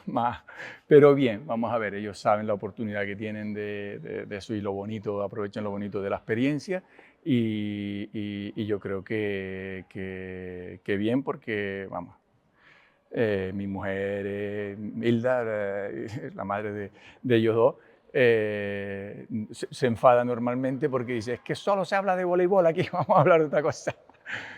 Digo, ¿de qué vamos a hablar? Si es lo que nos gusta, lo que ellos quieren, las cosas.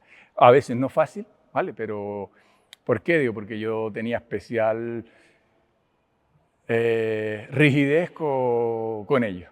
A lo mejor cosas que no me enfadaba tanto si las hicieran otros, con ellos sí soy consciente de que me alteraba más.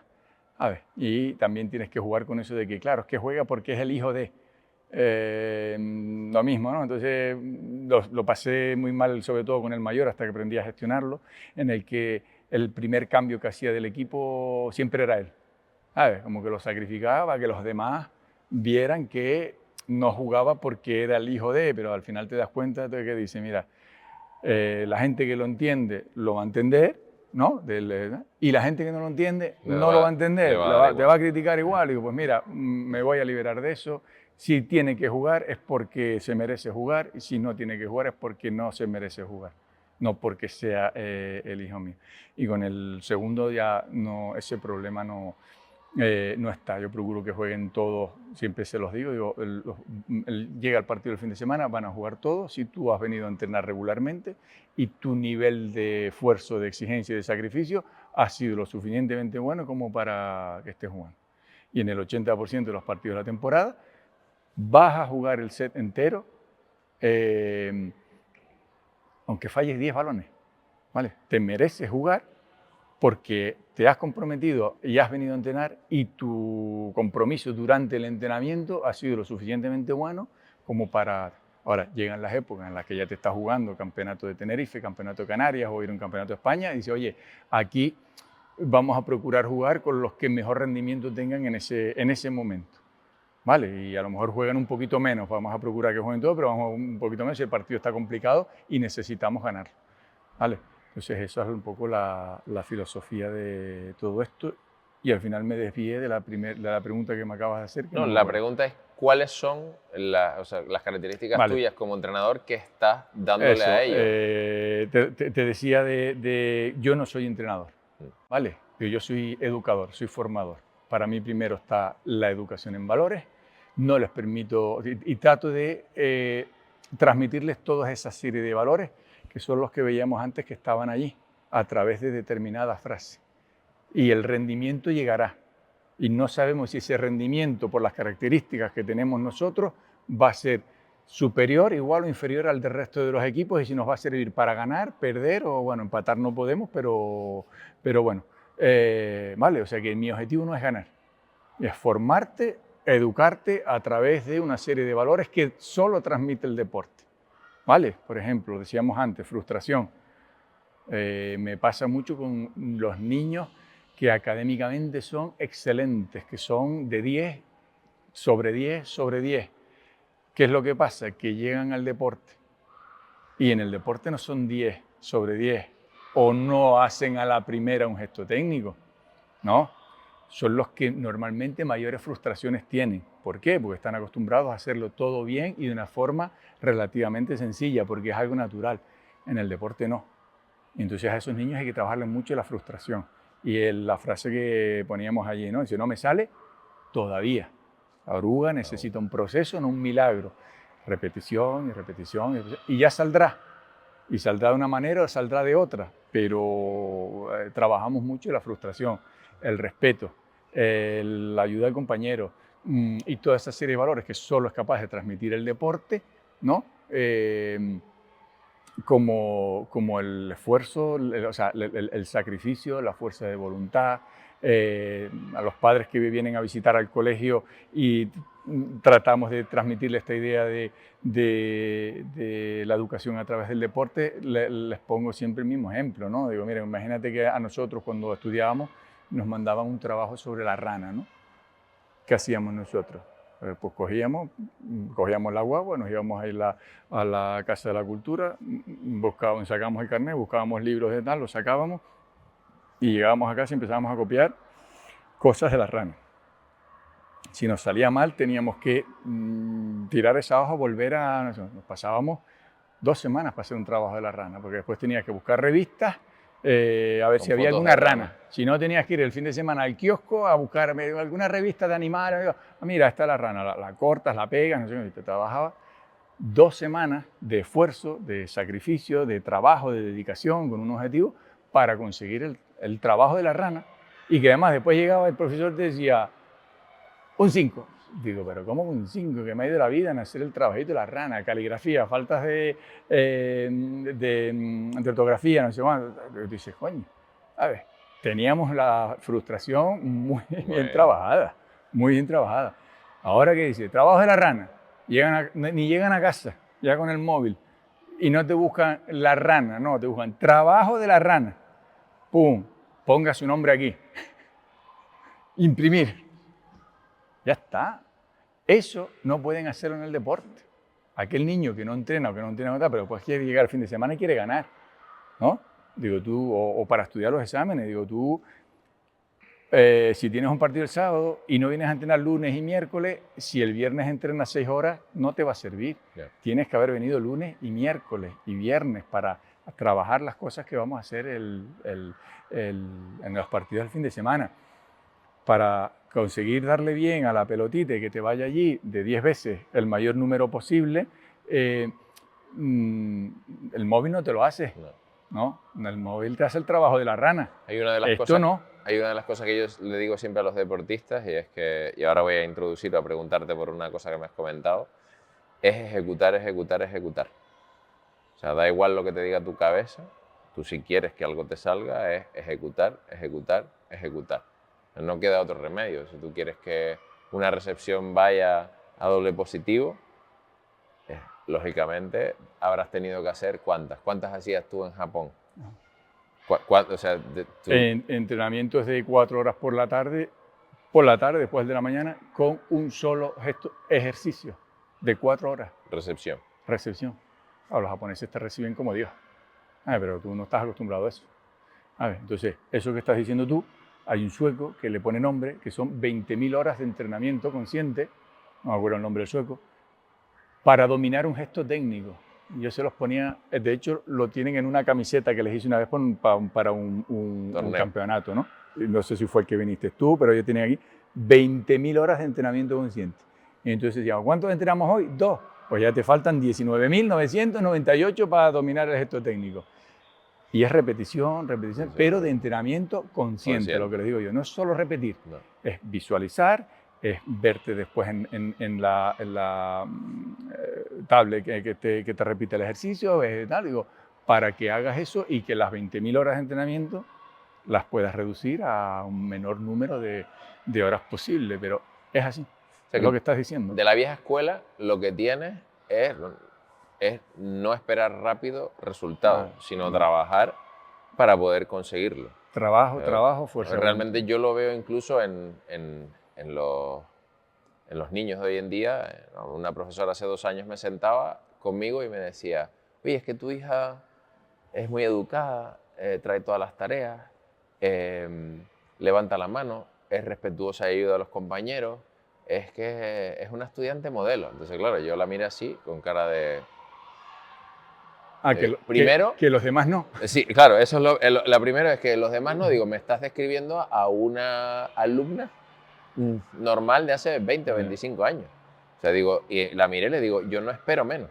Digo, es que si me hubieras contado otra cosa, no me lo hubiera... Es no, que digo, eso digo, tiene que no ser lo la veo, normalidad, no lo no veo la como noticia. excelencia. Y una de las frases que a mí me gusta más tuya es que no se premia la normalidad, sino se premia la excelencia. Yo no voy a aprender, no voy a premiar un comportamiento normal. Si tengo que premiar algo, premiaré algo que sea excelente. O sea, Muchos niños que te vienen y te dicen, mira, es que no me has dicho lo bien que lo hice. Digo, ni te lo voy a decir. No.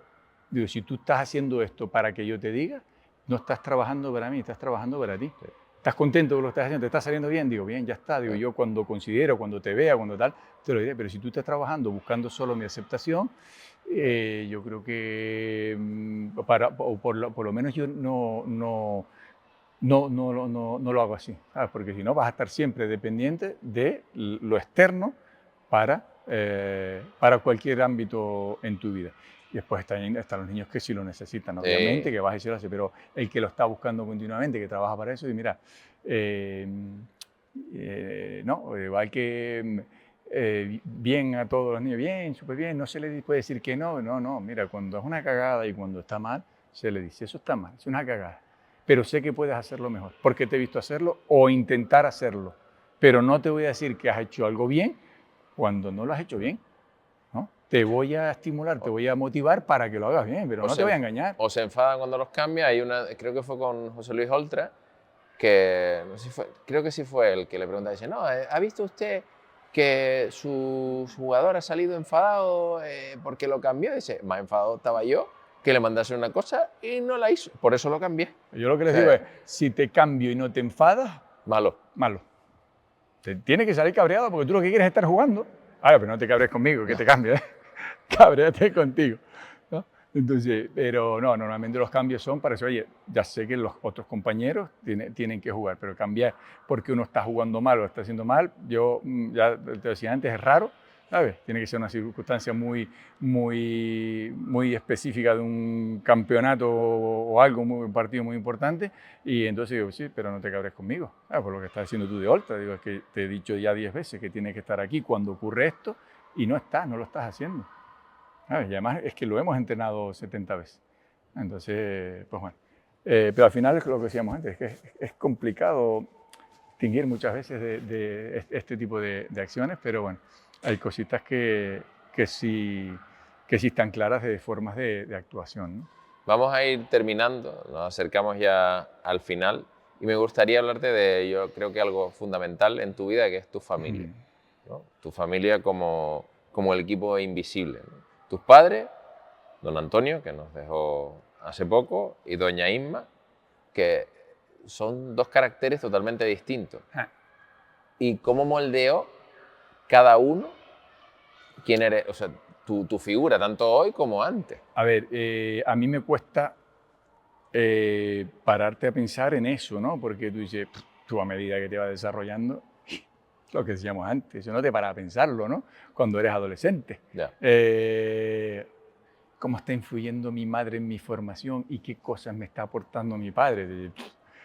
No lo sé. Lo que sí es cierto es que mirando para atrás, y hay veces que le tengo que preguntar a mis hermanos, digo cosas que yo no me acuerdo, que me recuerdan ellos de la formación de nuestros padres, pero al final la educación de la mano derecha y de la mano izquierda, ¿no? Es decir, es teoría de los límites, que es lo que defendían mis padres de toda la vida, y es la filosofía que se lleva aquí en el colegio. La teoría de los límites, hay una normativa que hay que cumplir, y si no cumples esa normativa, si te sales, tienes consecuencias, ¿no? Entonces, mi padre estaba menos presente por las obligaciones que tenía, mi madre estaba más, mi madre era más la de la chola, pero mi padre era más el de la barba y el respeto y esto, ¿no? Los dos ponían y mucha mano izquierda y mucha mano derecha, ¿no? Entonces, pues es lo que nos han aportado. La filosofía del respeto, la filosofía del esfuerzo, del sacrificio y de lo que, como tratamos de actuar ahora, del trabajo en equipo, ¿no? De esas cosas. Tú sabes que cuando vas mirando para atrás te vas dando cuenta que es la educación que has ido recibiendo de ellos, ¿no? Y que siempre, siempre estaban ahí, ¿sabes? Apoyando tanto a nivel educativo, cuando las cosas no iban tan bien, como a nivel deportivo, ¿no? De saber los sacrificios o lo que tocaba abandonar ahora de estudio para desarrollar una carrera deportiva y los tenía, visible o invisiblemente, sabías que estaban ahí. Y en los partidos y en los viajes, y venían a muchos viajes y en los momentos complicados y en los momentos no tan complicados. Hay una cosa que yo me enteré más tarde, cuando tenía 14 años, un entrenador que teníamos aquí que se llamaba Miguel Ocón, fue de los entrenadores de nuestros primeros entrenadores referentes, porque había sido el primer español que se había ido a jugar la Liga Profesional Americana, y mi padre pues lo trajo de entrenador, y para nosotros era un referente, ¿no? Y después fue de entrenador de la selección española, absoluta, y él me quiso llevar con 14 años a un mundial que jugó España en Japón. Se lo dijo a mi padre. Me quería llevar con...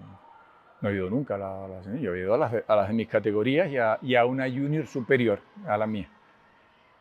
Pero mis padres se negaron en rotundo, en rotundo. Porque ¿qué hacía yo, un niño de 14 años, con los ogros aquellos que entonces sí lo hubiera pasado mal, ¿no? Y otra decisión que tomaron nuestros padres con los tres hermanos, de la saturación que teníamos de vóley, fue un año que en verano pues, tienes los 2 meses de concentración, ¿no? De concentración, de torneos, de partidos, de no sé cuánto y tal, ¿no? con la selección. Y hubo un año que dijeron, todo el mundo de vacaciones con nosotros. Vamos a Madrid, nos metemos en una caravana y a recorrer Europa con la caravana. 14, 15, 16 años teníamos, yo soy el pequeño, yo no sé, o 13 o una cosa así. Tú imagínate lo que es pasarte un verano con tus 2 hermanos en un coche sin aire acondicionado, con una caravana detrás, que cabíamos los 5 justitos, y que recorriendo Europa a 60, 70 kilómetros por hora. Adolescentes perdidos nosotros, ¿no? Entonces no nos dejaron ir a ninguno Pero claro, llegabas a los campings, montabas la caravana, pues nosotros no queríamos dormir dentro, montabas la caseta, tenías que hacer la comida, tenías que fregar los platos, después a jugar la partida de las cartas, a hacer trampas lo más grande cada vez que podíamos, y al final te pasas un verano con algo que están tratando de transmitirte o protegerte tus padres, de decir, oye, la salud de la familia y la salud de ustedes pasa por tener un momento, es decir, que esto ya cuando pasen un par de años no vamos a poder tenerlo más. Entonces, yo tengo muy buenos recuerdos de ese verano metidos en la caravana. Muy buenos recuerdos, porque de hecho fue el punto de partida para un tipo de vacaciones que empezamos a hacer después con Hilda, con mi mujer, que nos pasamos muchos años igual, ¿no? Llegamos a Madrid, cogemos la caravana y tal, y después con los niños ya no lo hicimos sino un año con Héctor, pero ese tipo de experiencias, ¿no? Porque la aprendimos ahí. ¿Tus hermanos llevan el cole, cada uno en su parcela? ¿Cómo ha sido, cómo es la relación y qué de importantes son ellos en tu vida? Ellos han sido siempre yo he sido siempre el pequeñito, ¿vale? El pequeñito. El hermano pequeño, ¿sabes? Entonces desde que nací, que me llenaban la boca de papa porque lloraba y de ellos decían que tenía hambre, hasta mi hermana pues era la que me presentaba a las amigas del instituto porque yo era un cieso adolescente que con la cara llena de granos y que no tal. Entonces ellos siempre han estado ahí y para todo, y son los que, lo que te decía antes, mi hermano, mi hermana, han sido los que han dicho, oye, vales más de lo que tú te crees, ¿no? En el deporte, a nivel vida, a nivel de todo.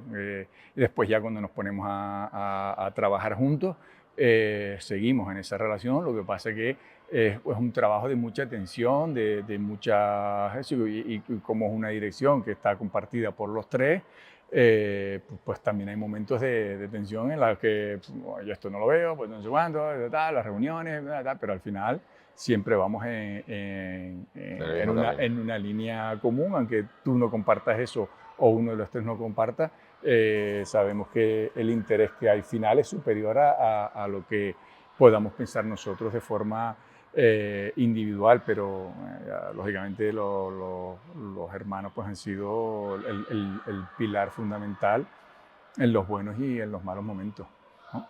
Y ahora vamos a una pregunta que siempre he querido hacerte, pero no te la he hecho, y es A ver, sí, Héctor, Hilda, Héctor Hernán, la familia de las 4H, efectivamente.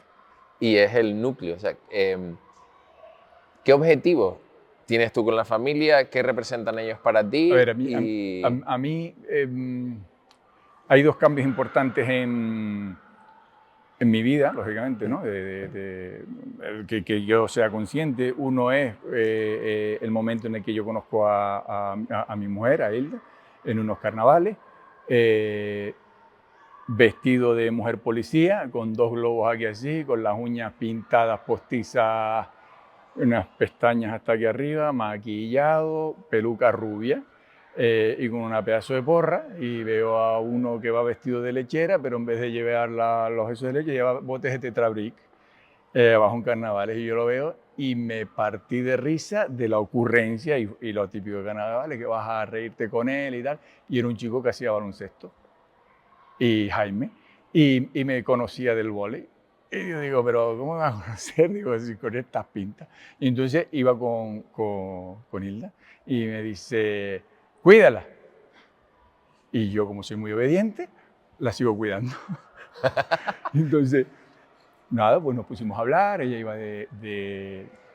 me va a echar la bronca porque no me acuerdo si iba de Cipi o iba de Sape, pero era uno de los dos. Y nos pusimos a hablar. Y al día siguiente que salimos en carnavales, me la vuelvo a encontrar y me había olvidado el nombre. Claro, Hilda. ¿Cuántas Hildas conoces tú? Hilda. No conozco más. Y entonces le digo, hola, no sé qué, dice, ¿cómo me llamaste? Digo, uff, ya la cagué. Claro, y ya tragando saliva ahí. Nada, no sé cuánto tal. Digo, ya está, ya me puedo olvidar de él. Y no, digo, pues seguimos. ¿No? Entonces, a mí me sirvió pues esa relación para lo que te decía antes. Yo era una persona metida en mi mundo, muy insegura, muy introvertido, con muchos complejos, bueno, y tal, lo que ha significado en mi vida ha sido precisamente salir de esa oscuridad y decir, oye, una persona que te valora, que por cómo eres, no por lo que era, porque ella la parte deportiva no la conocía, ¿sabes? Sino que dice, oye, es alguien, porque siempre piensas, digo, me están valorando o me quieren por esto, por lo que representas o por lo que eres en la persona, ¿no? Y entonces eso me sirvió a mí pues, para descubrir otro yo. ¿Sabes? Ya empecé a hablar y todo y a valorarme, a quitarme muchas cosas de la cabeza que tenías con respecto a ti mismo. Y el otro momento, pues ya era una H, Hilda y Héctor, y en el otro momento es cuando nació mi hijo mayor, que supuso lo mismo, ¿no? Es decir, oye, descubrir a toda esa parte emocional que tienes guardada a la dedicación de otra vida, ¿no? Tal, que hasta había veces mi madre que decía, pero ¿este quién es? ¿Sabes? Del cambio de toda esa parte, y cuando nació Hernán, pues fue como dar otro paso más en eso, ¿no? Digo, esos dos momentos de conocerla a ella y el momento de tener los hijos, ¿no? Digo, empiezas a ver y a valorar cosas que hasta entonces no eres consciente o tú venías tratando o haciendo con los alumnos a los que les dabas clase o los chicos estos con los que entrenabas, ¿no? Es decir, oye, cuando no era padre esto lo veía de otra forma, ¿sabes? Y ahora tienes el mismo objetivo, pero vas de otra forma, ¿no? No tan... Ya sabes que ahí dentro hay una personita que siente, que no siempre tienes que ser tan estricto, sino que, bueno, te ayuda a ampliar el abanico de puntos de vista, de perspectiva. Dice, antes tenía una herramienta, ahora tengo un montón más, porque ya he pasado por estas fases emocionales que soy capaz de entender, mía, de las otras personas y procurar actuar en consecuencia, ¿no? De transmitirlas o de ver cómo llegas a ellos, ¿no? Antes de terminar, antes de ir al cierre, me gustaría que me comentaras desde tu propia experiencia, tu propio empirismo, que es algo que siempre hemos hablado nosotros, o de la mí me funciona, y que la ciencia muy bien, pero que el empirismo es lo que realmente determina que algo tenga objetivo o no. ¿Qué significa tu familia o qué significa la familia hoy en día en la cultura o en la sociedad? La sociedad, no me gusta mucho la sociedad, es la palabra, pero bueno, vamos a utilizarla aquí en la sociedad en la que vivimos. El núcleo familiar, ¿cuánto de importante es? A ver, el núcleo familiar, para mí, yo soy una persona que a mí me gusta y no me importa estar solo, a veces lo necesitas, ¿vale? Sí. Pero es el punto de referencia vital, ¿sabes? Donde tú te refugias cuando van las cosas bien y cuando van las cosas mal, es en la familia.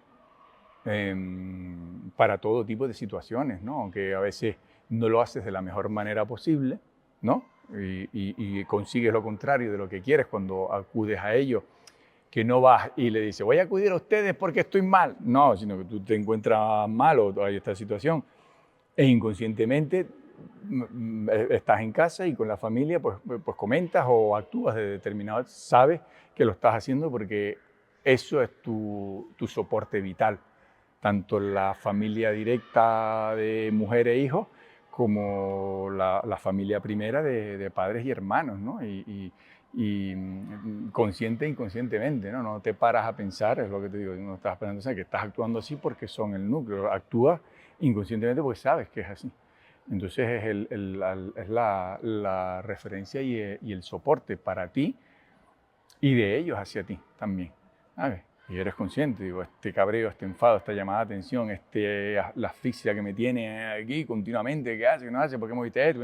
Que a veces tienes la sensación de decir, mira, suéltame ya, déjame.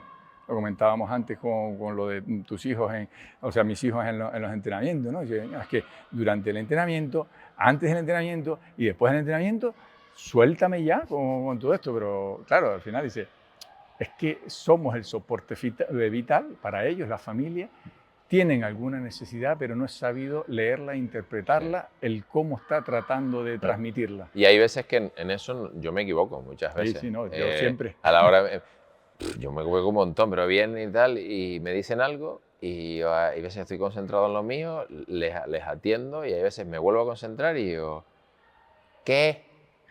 Eso. O estamos nosotros, que Mónica y yo muchas veces tenemos, o pocas veces, muchas no, pocas veces tenemos un momento en la cocina, que es nuestro lugar para hablar, y de repente uno. Y aparece después, se va uno, y después viene el otro. Y nosotros los miramos así como diciendo, mira, ¿nos pueden dejar por favor un momento para nosotros que tenemos? No pueden. No pueden. No mi necesidad está por encima de la de ustedes. Claro. Pero solo te pasa en la cocina. A mí me pasa en el baño. No, en el baño también. Hasta que al final le tienes que soltar una burrada. Esto córtenlo después, por favor. Una burrada y decir, déjenme cagar, coño. Tardo 2 minutos. Ahora los hace, sí, pero es que no sé cuánto. Sí. O se ponen a hablar. Entonces tiene que tratar, mejor que lo resuelva aquí sentado, porque si no, no me van a dejar. O me hablan desde el fondo de la casa y yo les digo, no los oigo, estoy fregando. Digo, si quieren hablar conmigo, vengan aquí y se ponen al lado mío. No, pero es que... Y siguen hablando. Digo, que no. Sí. Y tengo que parar yo, cerrar el grifo y escucharlos a ellos. Pero sí es verdad que muchas veces incluso yo a lo mejor les digo, ¿qué? Y yo hago así, digo, hostia, no era ese. Digo, necesitaban ahora mismo no un qué, Sí. sino un siéntate aquí y habla conmigo. Que después lo hace. Pero que no pasa Pero nada, no, porque no, es no. lo que decíamos antes. Digo, oye, no estoy disponible 24 No, horas, ahora no. estoy para mí, te tienes que esperar y te frustras y lo que tú quieras, pero te esperas, ¿vale? Lo que decíamos antes con lo del donut. Sí, Ahora sí. me toca a mí, ¿sabes? Estoy yo conmigo, o estoy yo con tal, o estoy haciendo esto, te espera, ¿sabes? Porque después viene la otra que podríamos dedicar otro capítulo entero, pero las preguntas trampas, ¿no? Sí, sí. Papá, ¿puedo ir el sábado del cumpleaños de no sé qué? Y al principio caía. Y digo, sí, claro. ¿Lo ves, mamá, como si me deja? Digo. Y entonces ya es cada vez que vienen con una cosa de esta, le dice, ¿Ya hablaste ¿qué con te tu dijo madre? mamá? Sí. Dice, no, mamá no me deja. Digo, pues entonces, digo yo, ¿qué quieres? ¿Que te diga que sí y nos echas a pelear o qué? No, pero es que no sé cuánto. Digo, bueno, ya lo hablaremos.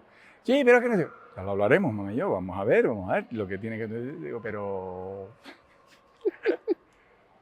núcleo familiar, lo que Sí, estábamos tiene hablando. sus pros Esa. y sus contras, pero bueno, yo siempre le sigo viendo más pros que contras. Sí, lógicamente. Bueno, antes de terminar, quiero entregarte algo, que es la primera vez que lo vamos a hacer así en el podcast y lo vas a inaugurar tú.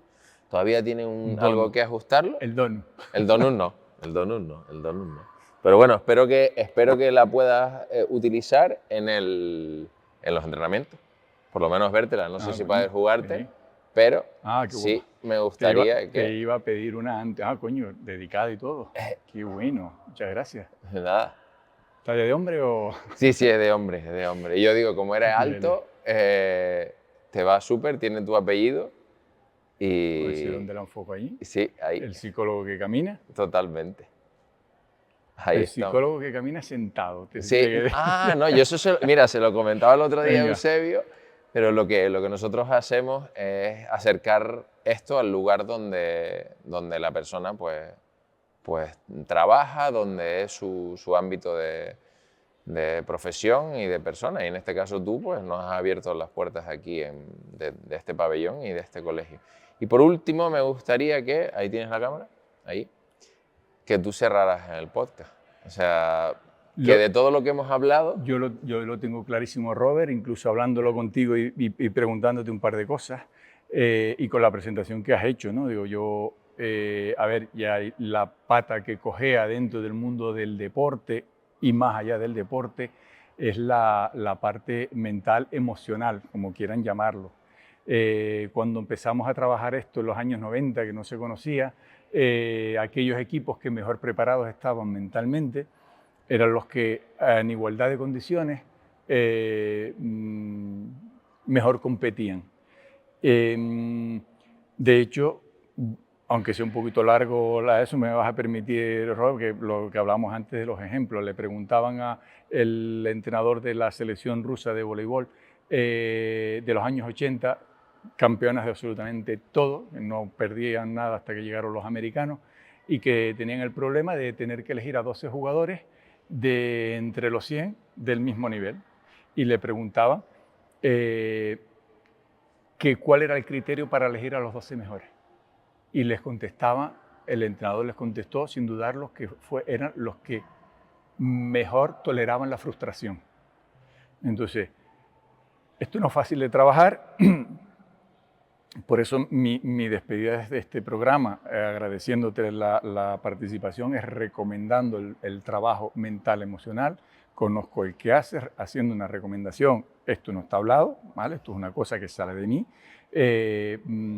Una recomendación de trabajar esa parte como la trabajas tú, de una forma distinta, en las que yo he tenido la oportunidad de trabajar hace muchos años con esta generación que decíamos antes, y que puede marcar una diferencia entre competir a un nivel y competir a niveles superiores. Esa parte que también sabes trabajar tú y que tanto te gusta y que tanto te apasiona, como la pregunta que me hacías antes a mí de la pasión por el tema del vóley. Nada más, agradecerte este ratito entre amigos y recomendar ese trabajo contigo porque cuando buscamos a alguien y no conocemos es complicado encontrar. Y bueno, por los que vean esto ya saben dónde tienen a alguien para trabajar. ¿Vale? Pues muchísimas gracias, primero por esas palabras, segundo por abrirnos las puertas de tu casa, y ha sido un ratito increíble en este lugar. Ya no sé qué decir, aquí he vivido yo muchísimas cosas, desde un casi ascenso, aunque no fue aquí, que fue durísimo, hasta un ascenso la siguiente temporada, y ahora mismo en Superliga 1 dando el máximo nivel, y también en Superliga 2 con el segundo equipo. Solo decirte, volver a comentarte las gracias, y que síganos en Instagram, en YouTube, próximamente en Spotify, y con una nueva persona, un nuevo hombre que va a venir pronto, y que estará como mínimo al nivel que ha estado hoy Don Héctor, porque todavía es Don Héctor aquí dentro del cole, y que será algo maravilloso. Muchísimas gracias, un abrazo enorme y hasta la próxima.